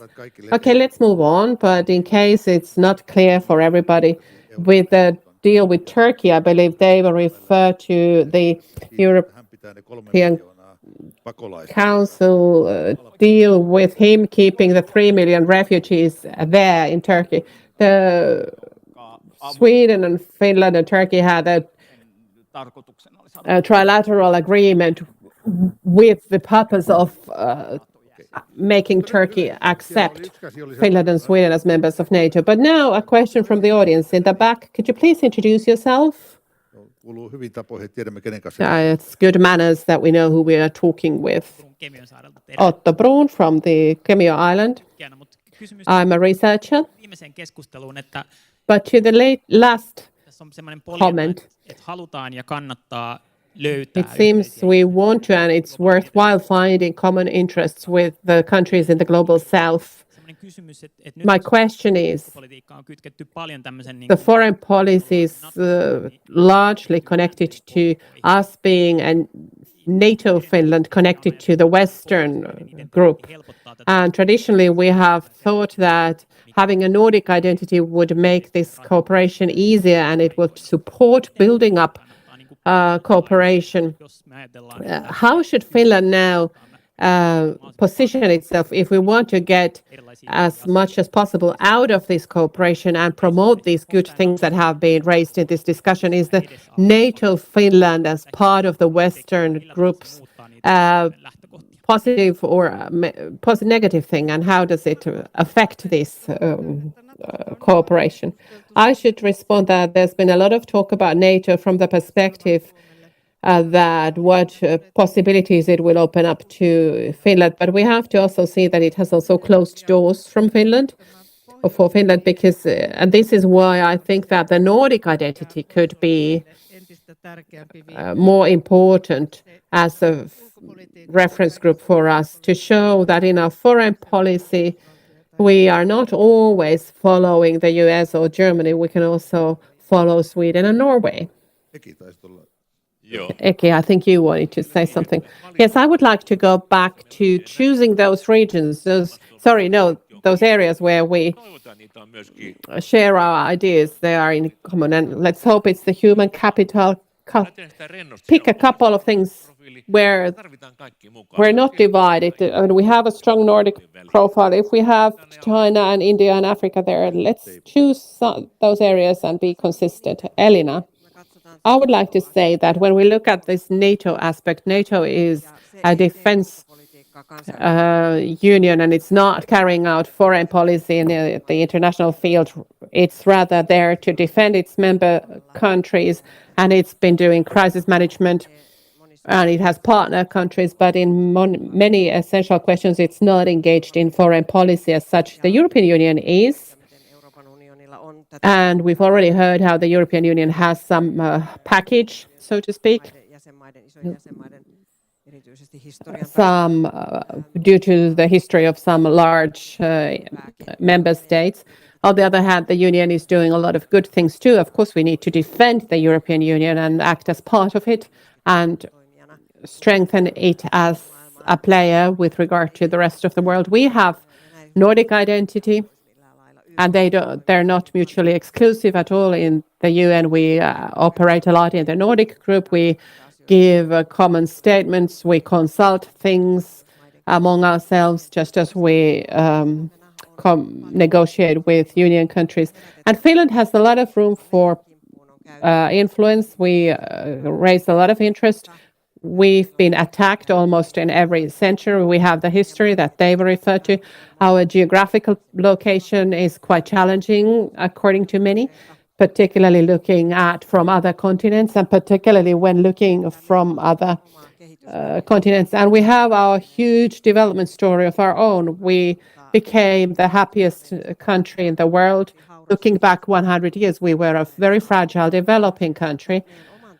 And thanks to our own story, we have an excellent opportunity to make a difference as the country.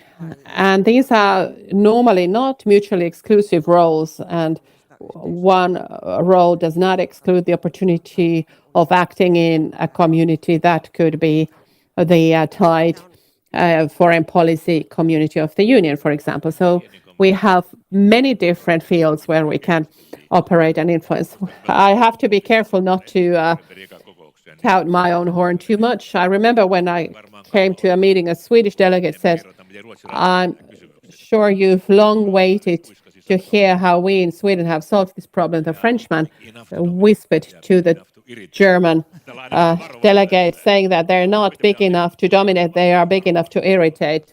So we have to be a bit modest in showing our excellence. Yes, but I was referring to how Finland is seen from the outside. Yes, as Elina said, NATO is a defense organization. That's true, of course. And as Lisa said, it can close doors as well as open doors. And Lisa emphasized the fact that it closes doors. When we think about the Nordic countries, Norway, however, a member of NATO, has for a long time in peace negotiation, peace mediation, been much more visible as a player, even at the time when Finland was not part of NATO. So I don't think NATO closes all doors. What is it that the Norwegians have? Well, they have oil. Their border with Russia isn't as long as ours. And now their government is a little bit different than what we have here, but it's about to change a way that you can actually achieve more than you think if you look at Norway. Now I have to apologize. I couldn't keep them under control after all. I hope they have time to talk to you later on.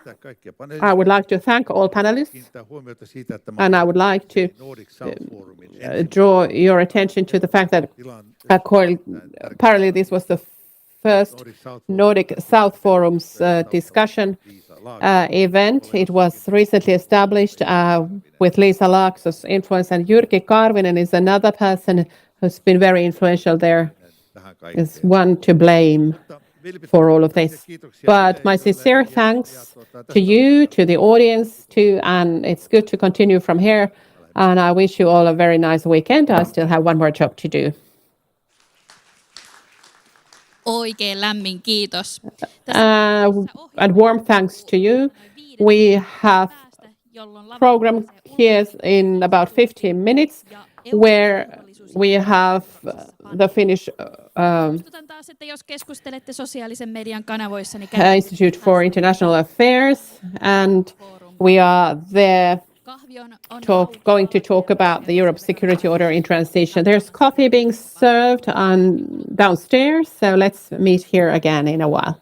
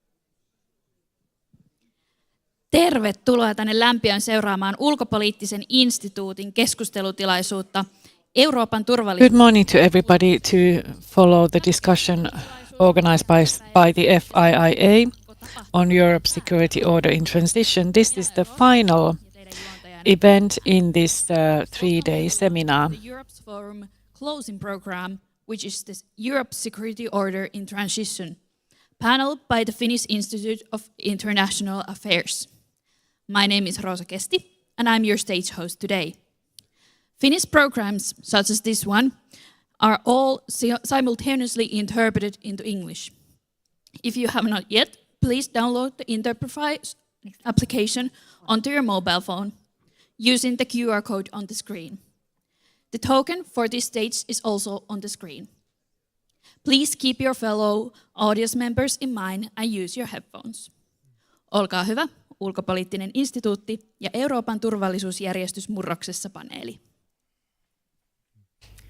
Kiitoksia Eurooppa. Thank you very much for the Europe Forum. It's wonderful to see so many participants here at the end of a three-day forum Itse olisin ehkä toivonut hieman in this panel discussion. Perhaps I myself would have wished for a more lighter term for this discussion.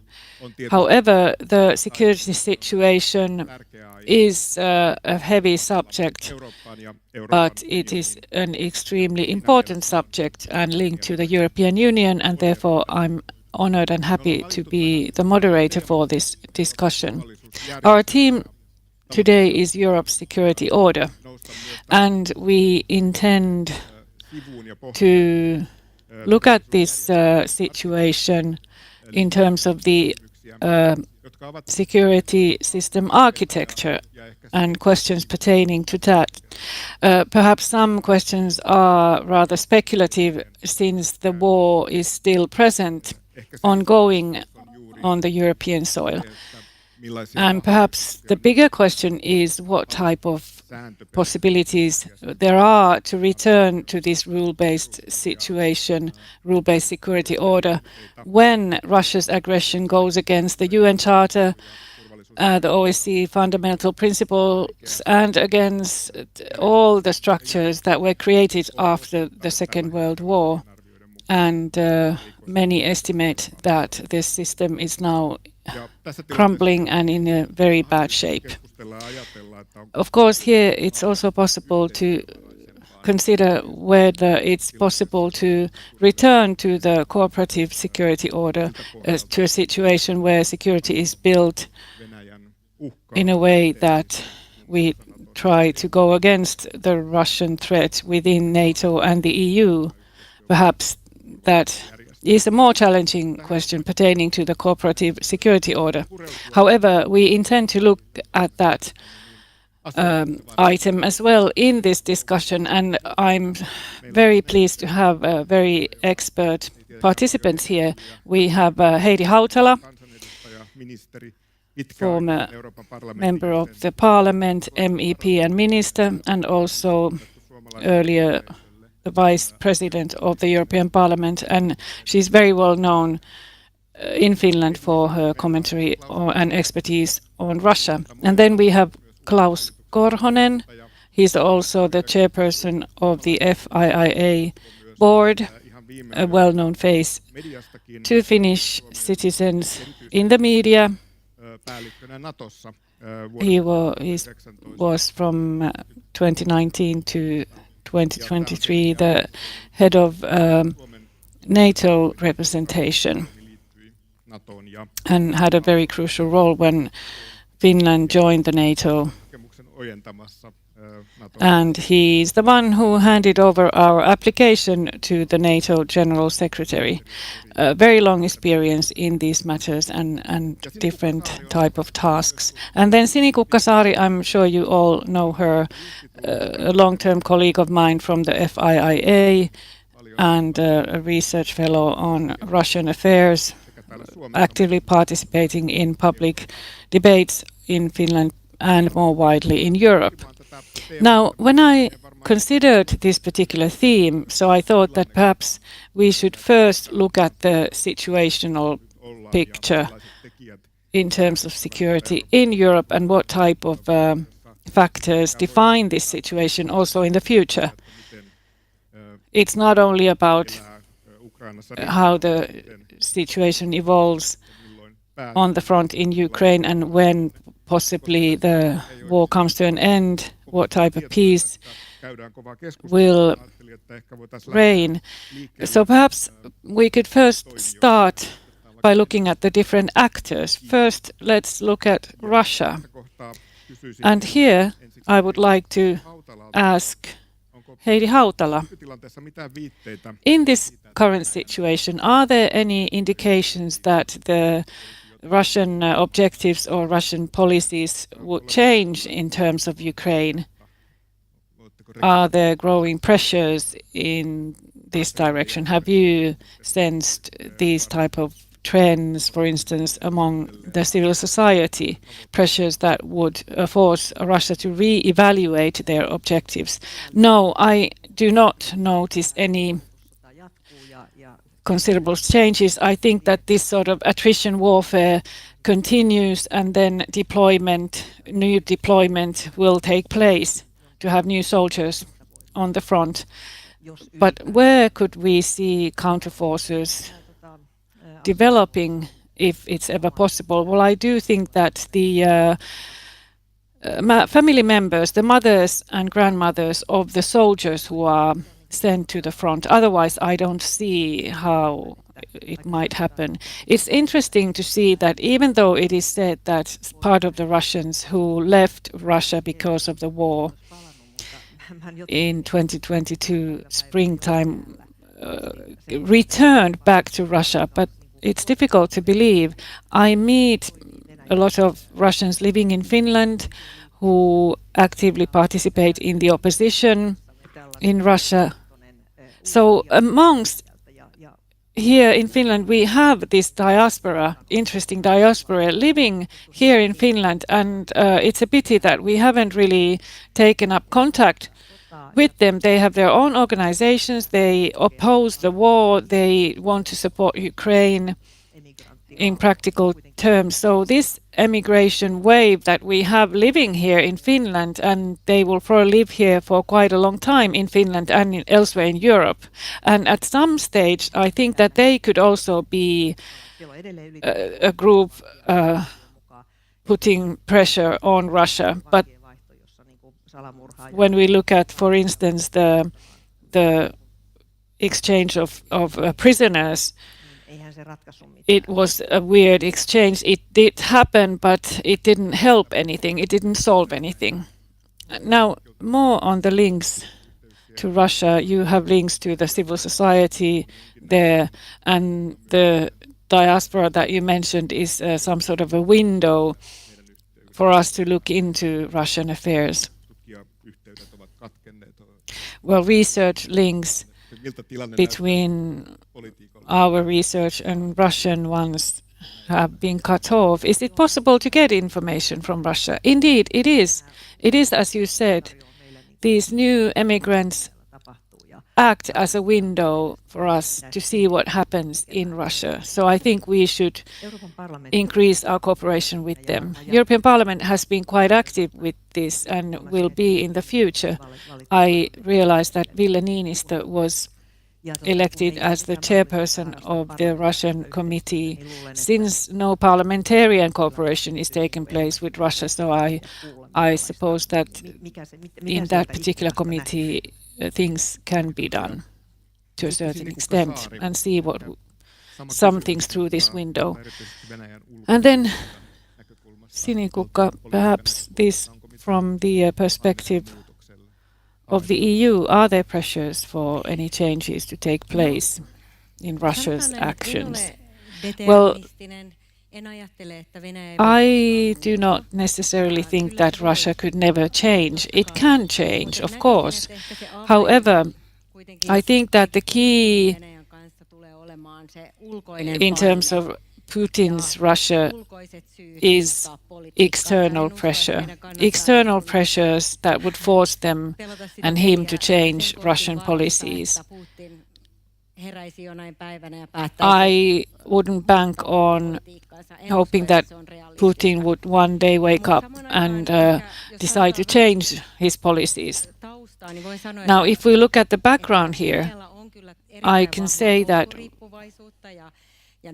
Russia is very dependent on certain basic principles, their wish to be a superpower. This is a long-term perspective. However, when we look at the changes that have taken place in the past 10 years, it's quite remarkable. Russian foreign policy is more and more based on ideology and extremism. It's more extreme than what it was 10 or 15 years ago. And risk-taking, this happens more and more in their foreign policy. The use of military power has become a day-to-day, an ordinary measure. And the subjugation of certain countries, especially their neighboring countries, is always linked to certain historical principles, their own interpretation of history, as if in history there's always a certain rule that dictates that Ukraine, regardless of what type of policies they carry out, they always have to be subject to Russia's power. So in the very beginning, in the beginning of Putin's rule, this wasn't the standard, but now it's become a standard.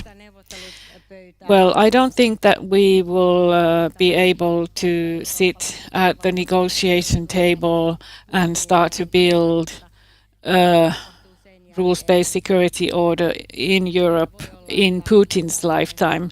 However, I don't know what will happen after that, but I'm sure we will be later on we'll be able to negotiate together with them. But at this moment, we have to be able to build a credible buffer against the Russian objectives, the Russian policies. Thank you. And then Klaus Korhonen. This was a good reference to the Euro-Atlantic cooperation. Of course, you can comment the Russian situation, but you have followed very closely what has happened after the Russia's war of aggression and what happened to the Euro-Atlantic Partnership and NATO. In public, we can often read estimates on how unified this partnership is, what risks are there, and sometimes I consider as a researcher, are we somehow missing the big picture when we look at these very important developments on a day-to-day basis? So it would be interesting to hear your estimate on how solid this transatlantic union is. Yes, we both can hear thunder from the outside, and it's quite suitable for this theme that we're discussing. Perhaps just a couple of words about Russia before anything else. Heidi and Sinikuka very well explained that there are many things that that have an impact on Russia's activities, not just the attrition warfare. Russia is dependent on their supporters, especially on China.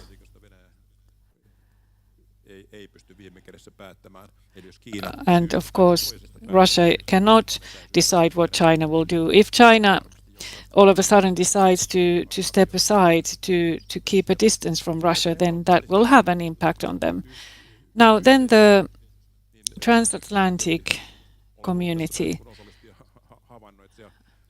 As a participant, I've noticed in the past few years that it's quite clear that this community as a whole, and then these different organizations, EU and NATO, have been able to improve their activities since Russia attacked Ukraine. Of course, there are some different stances from different countries, but they've been, as organization, they've been very unified in their reaction to the war. And also concrete decisions have been made in order to support Ukraine. So all EU member countries and NATO countries concretely participate in Ukraine's support, not always with arms, but with economic support, for instance. So I think this is very telling. It's more telling of the situation rather than just sticking to political declarations. And we also have to remember that outside of these communities, there are many countries. Well, China has its impact, but there are many supporters for Ukraine. Ramstein Group, the coordination group, has more than 50 countries involved, and the institutes have had a great role in all this. NATO is taking on more and more responsibility in this, in terms of coordination and constructing this system. Yes, the thunder is heavy. We can hear it here. Hopefully there is no electricity cut. Now, my second question, it's about the future security order and structure, which is a bit difficult to fathom at the moment. But if we think about the warfare and defensive war by Ukraine, so my question is, how can we control this instability to a certain extent? If we can control it somehow, then how is it possible? Do you have any concrete examples of frameworks where this could take place so that we could somehow control this serious, unstable security situation where we cannot do anything with Russia in terms of security? So perhaps we start with Klaus. Let's continue right away then.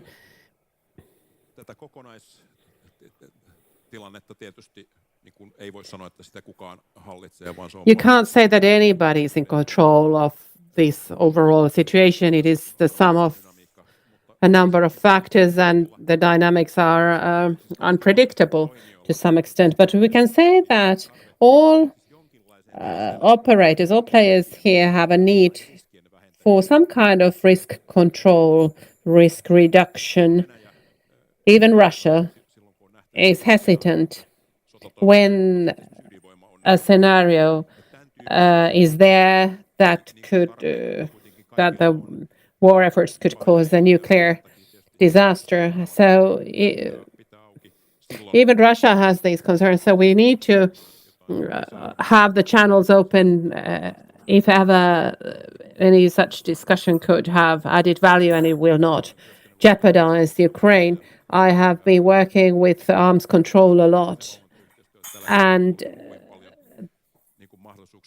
there aren't many opportunities in that area now. But when we will start serious negotiations of peace, then of course there has to be a very strong disarmament approach, arms control approach. If I think about the European architecture and its future, it's clear that the end of Ukrainian war will create a lot of dependency in good and bad, of course, depending on how the war will end.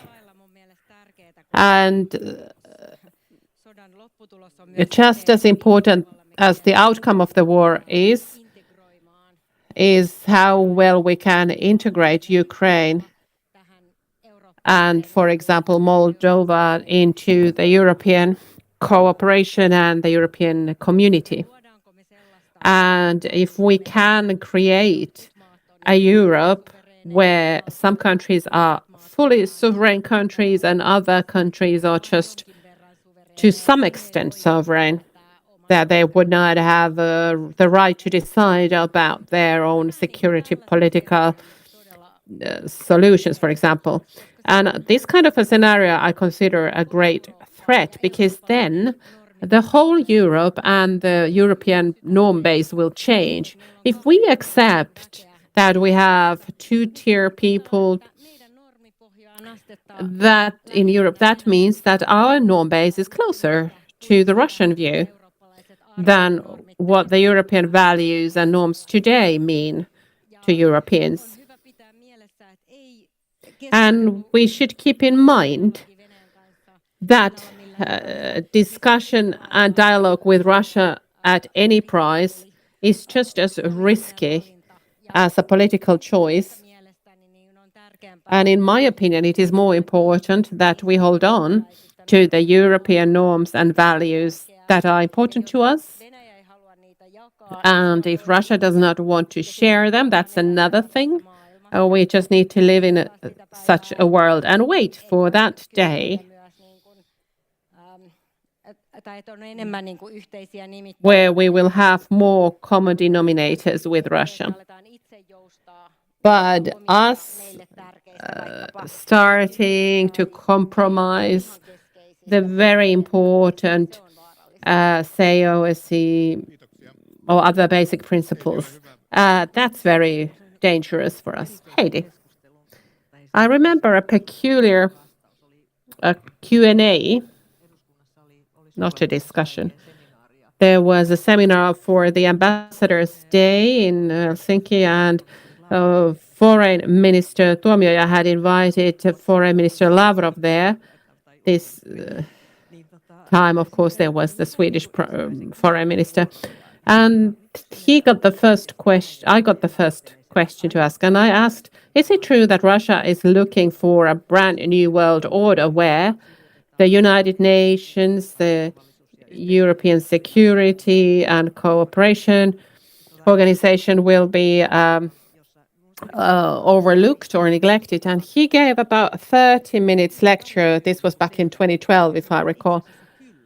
And the response became quite clear that actually, yes, Russia is blaming the West for all double standards and giving up its basic principles. So it has no value, and Russia is looking for something else. And that's what it has actually consistently done. And if it was in 2012, that actually was also a year where the stifling of democracy reached whole new dimensions as Putin was elected for the third term.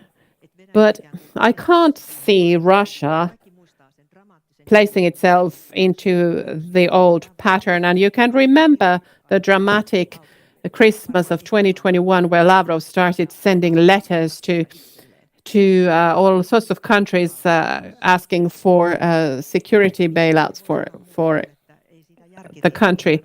And this is the kind of country we're dealing with now. And it makes no sense to us how Russia is looking at the interpretations of history to support itself with some principles in order to be able to defend its close by areas and regions.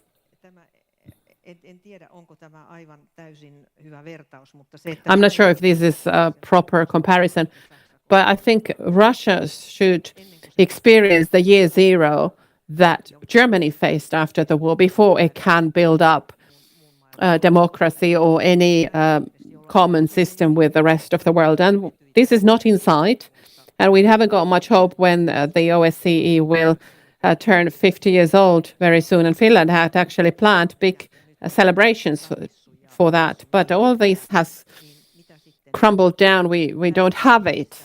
And what is important here is what Sinikukka, you mentioned. We need to think about how to integrate Ukraine, how we can create such securities for Ukraine, for it to remain independent, but to keep having some sort of buffer against Russia in the future. So the situation is very foggy right now, that's true. And In the other panels, they've also been saying how difficult it is to see close, but I'm not so sure if it's easier to see further away. If we think about the spirit of Helsinki in 1975, you can, of course, look back and think about when the confrontation of the Cold War really started and how long it took to get even to the situation of the spirit of Helsinki, which is once again lost completely. But Klaus Korhonen, you wanted to comment. I very well remember this occasion where Sergei Lavrov was speaking, but I wanted to comment on what Sinikukka said, particularly in the current discussion and in the upcoming discussion on Europe's architecture. This is the key question. The starting point of everybody being on equal terms and equitable players, and no country can have a superpower role and use others as some kind of building blocks. But we have to look after our own interests too and see how the countries outside of these institutions can be made more secure and their position safer. We have mentioned Moldova and Georgia and many countries in the Caucasus, in the Western Balkans. But here I think that what we need to do is to think about what we can do in practice. And the partnerships of NATO and the European Union have helped these countries in many ways. Partnership is a good word because it refers to an equal relationship and not to any patronizing relationship. And of course, we also have the threat here. And people say that we could have done much more to support Ukraine before the war and not only after the attack. That's right. And there is a clear link to the earlier panel by the Institute of International Affairs, where we talked about the Eastern enlargement 20 years ago. And actually, we didn't get to the security policy discussion that has to do with the enlargement. Of course, we all remember that the last time the EU had this major enlargement, first the NATO was enlarged and the EU after that. And now we are not aware of whether that will be the same marching order the next time around. So I wonder if anybody in the panel would like to comment on the security political questions to do with the enlargement of the EU, because there are some of the frozen conflicts that will bring up some security political questions. I think it's quite right what Klaus said, that the EU partnerships have had a huge impact. And of course, it's somehow historic and dramatic that it only took a couple of days or less than a week in any case after Russia attacked Ukraine in full scale. Maybe it was a Tuesday when Ukraine applied for membership in the EU, and I think Wednesday or Thursday Moldova did the same, and I think Armenia will be the next. So Russia's hold of the previous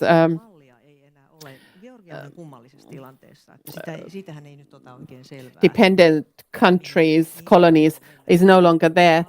It is not clear to see what the situation, but the great majority of Ukrainians want to join the EU, and they talk about the Euro-Atlantic cooperation. So it is extremely important, and reforms of society are extremely important there. And of course, we have these association and free trade agreements have already caused huge support measures for those countries that want to become members. And it is important that the EU has these partnerships.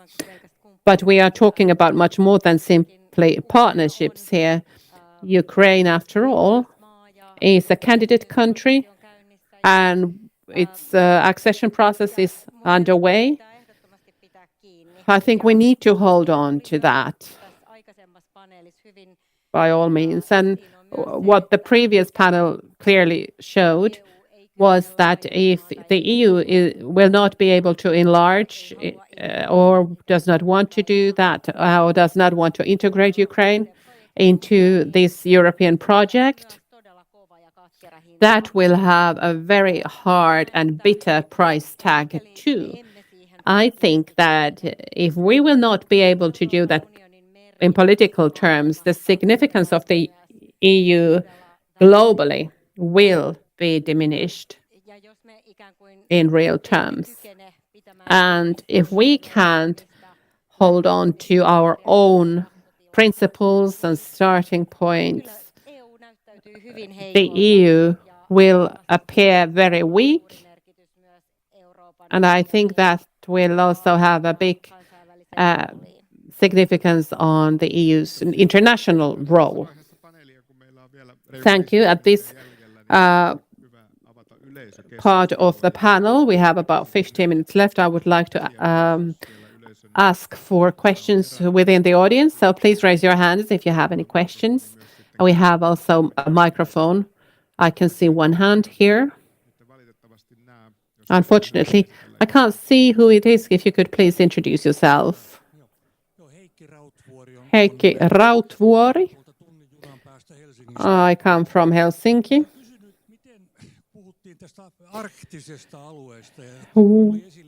There was talk about the Arctic region, and we heard that Turku is actually also part of the Arctic region because according to NATO, the whole of Finland is Arctic region.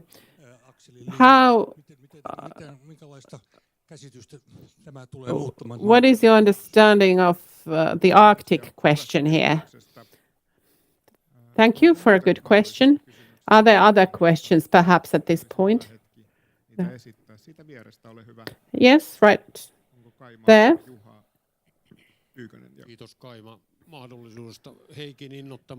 Juha Pyykönen, apparently. I would like to ask that since you have the security order as the heading, it's basically a security system or a structure like that.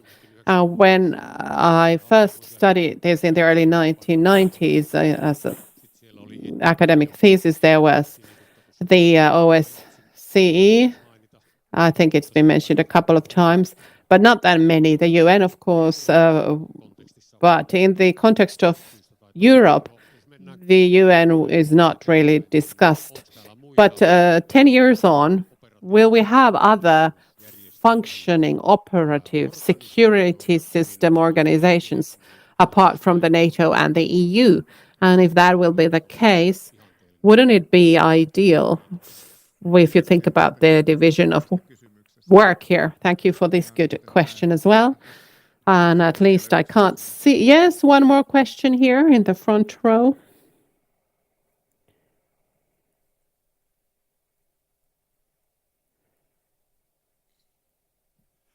We are now two representatives of Russian immigration, which is now, we left Russia after the beginning of this war, and we are engaged in some activity of what was mentioned here by Mrs. Hautala.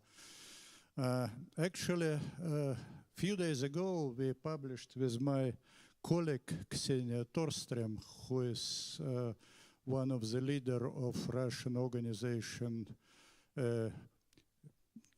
Deputies of Peaceful Russia here.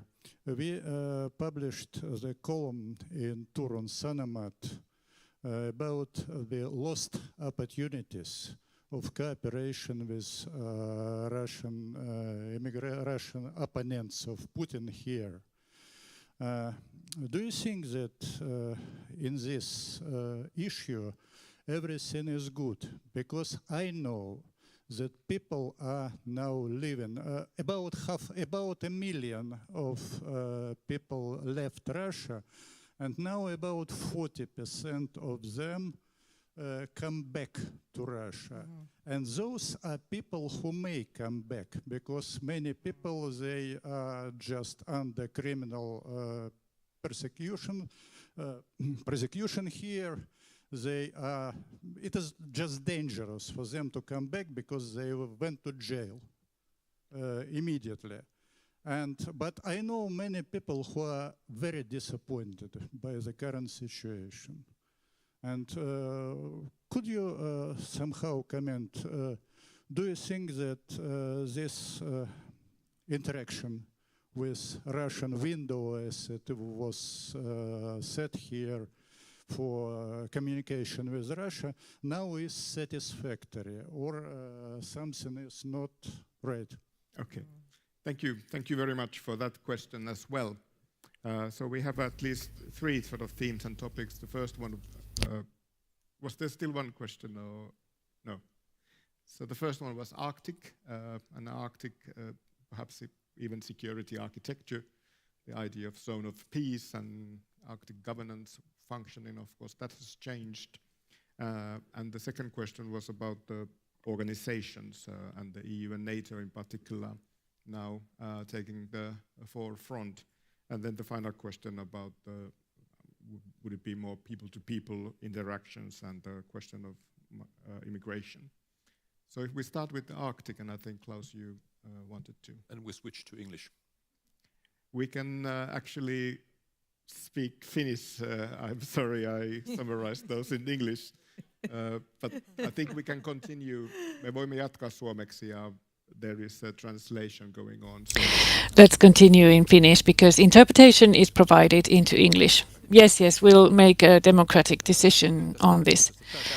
So the Arctic region, I think this complements very well the previous discussion that we had in a way that for a long time when we talk about European security, then the Arctic region is seen somehow separately from all this as a demilitarized region, which is not true anymore since Russia has increased their military power also in the Arctic region, and the presence there has increased as well. So we should consider what this means for us at the moment. Many experts seem to think that currently this is not a priority for Russia to strengthen their presence there. I think it's all about confirming their present status there.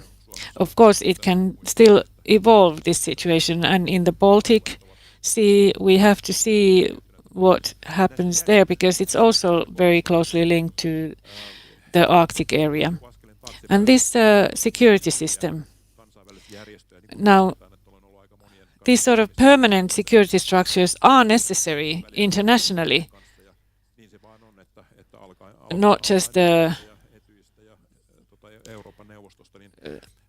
some ad hoc systems. So NATO, the EU, the UN, so these sort of permanent rule-based systems have their own legitimacy, which is much stronger, and they are stronger actors. And the Council of Europe is very important. I would like to add that it's a very important organization for strengthening the rule of law, and in that way it strengthens contacts between countries. Thank you. And then Sinikukka, yes, about the institutions and organizations and their role. And similarly, I would like to emphasize that, of course, we need more organizations than just the EU and the NATO. Of course, there we can perhaps see the biggest changes taking place because it's clear that the NATO and the EU are very closely linked to each other, and very clearly, especially if EU enlargement takes place towards east, then of course the security and foreign policy matters are at the core of the EU. For a long time, EU has almost been trying to avoid a direct role in the security field in the region of the Eastern partners. However, now that particular question is no longer valid because the security theme is so strongly now present at the core of the EU and also in the relations between the EU and Ukraine. Now then the OSCE and the Council of Europe. Well, in the morning we had a very good panel discussion on the OSCE and on how in this very difficult situation the organization is able to function. And I think that it's true that decisions based on unanimity is something that has taken over somewhat the operations in the NATO. However, in the Central Asia, there is a lot of interest for the OSCE. They're very interested in it over there. So the organization has a lot of functions that are still in operation on a different basis that they were before, but they function very well.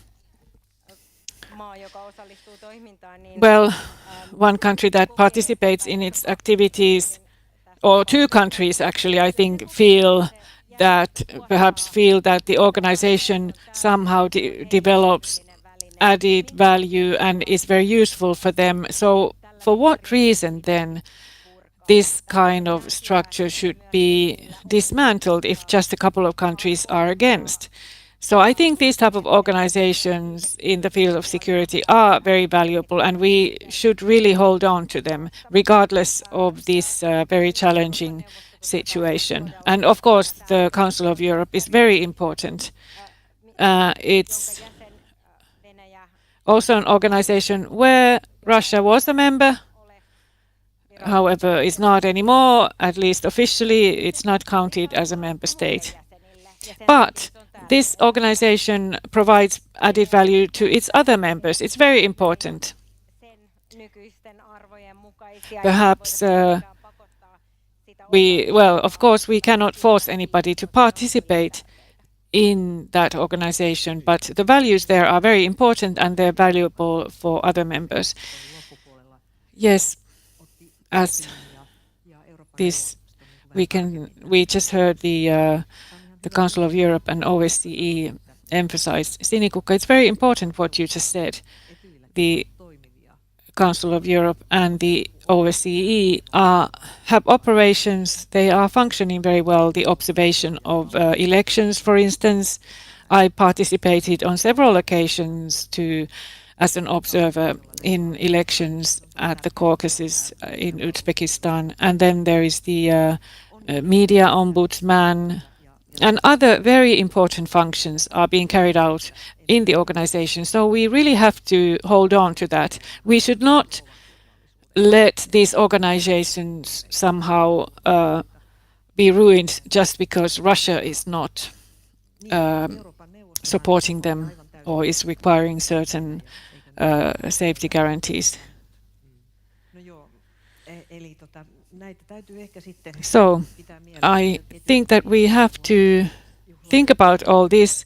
The 50th anniversary of OSCE is just around the corner. And then the article that you mentioned and the blog that was published in the Turun Sanomat newspaper called The Deputies of Peaceful Russia.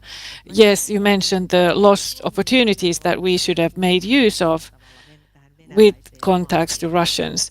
Maybe because Finland has never been a part of this sort of Russian world, Ruski Mir. Not many of us know the language, know the culture. So I think we really must make an effort. And it's wonderful that you participate in these kind of fora where you can meet different types of people and build contacts. It's very important. I think that your organizations at the moment are volunteer-based, and I know what it's like to run an organization like this. It can be quite hard in the long run. So perhaps we should think of funding. I know that the Finland-Russia Association is not receiving 1 cent from the Finnish government, but we should be able to build these contacts and these organizations. It's very important. Yes, thank you. We only have a few minutes left, and perhaps one theme linked to the role of the OSCE. Indeed, Finland will be holding its presidency soon. And Klaus, perhaps you would like to say something about the upcoming presidency in the OSCE. You're following it very closely and you're participating in a research project as well. Yes, Finland's presidency is just around the corner, and I'm sure that the political decision makers will be presenting our political objectives there. Finland must be very constructive in the organization. It's our obligation as a presidency there. I recently visited Vienna to see how the organization works, and I was pleasantly surprised to see how different operators and work there and how other institutions see the organization and its work. The 13 missions and of the OSCE, they are doing an excellent job with their member states. So now, since I have the floor, I would still like to add that at some point we have to come back to where we began today, back to Ukraine. It's a very important question to presidency. Well, this attrition warfare was mentioned on several occasions, and Russia believes that it can continue this war as long as is necessary until Ukraine's defense somehow crumbles down and motivation is destroyed. So it's important that we can support Ukraine as long as it is necessary. Yes, this discussion is being held right now as we speak. Von der Leyen gave a speech on this in the forum today, and Finland is participating there. So it was emphasized how important it is for us to keep up the support for Ukraine and how to build peace with Ukrainian terms. And on a political level, this discussion is continued, and it's very well linked to the discussion that we're having here today. And I'm sure that Finland's voice, Finnish politicians and experts' voice is very well heard. Now, 11 seconds. So it's time to end this session. Many thanks to the audience, to the participants. Many thanks to your excellent questions, and very warm thanks to the panelists. In the beginning, we were saying that this is so difficult to see to the future because it's a bit hazy.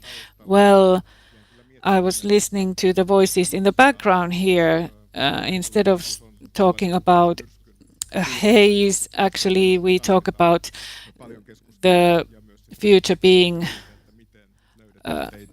encompassed by a thunderstorm, and we have to see how we can now move forward from this storm. Thank you very much. Thank you. Many thanks to the Institute of International Affairs and the panelists, and many thanks to all those who have followed the Europe Forum this year. I hope you've enjoyed the discussions and debates. Now, if you want to continue debating these topics, please remember to use hashtags EuropeForum and hashtag Turku. Thank you very much, and I'll see you here next year. Thank you.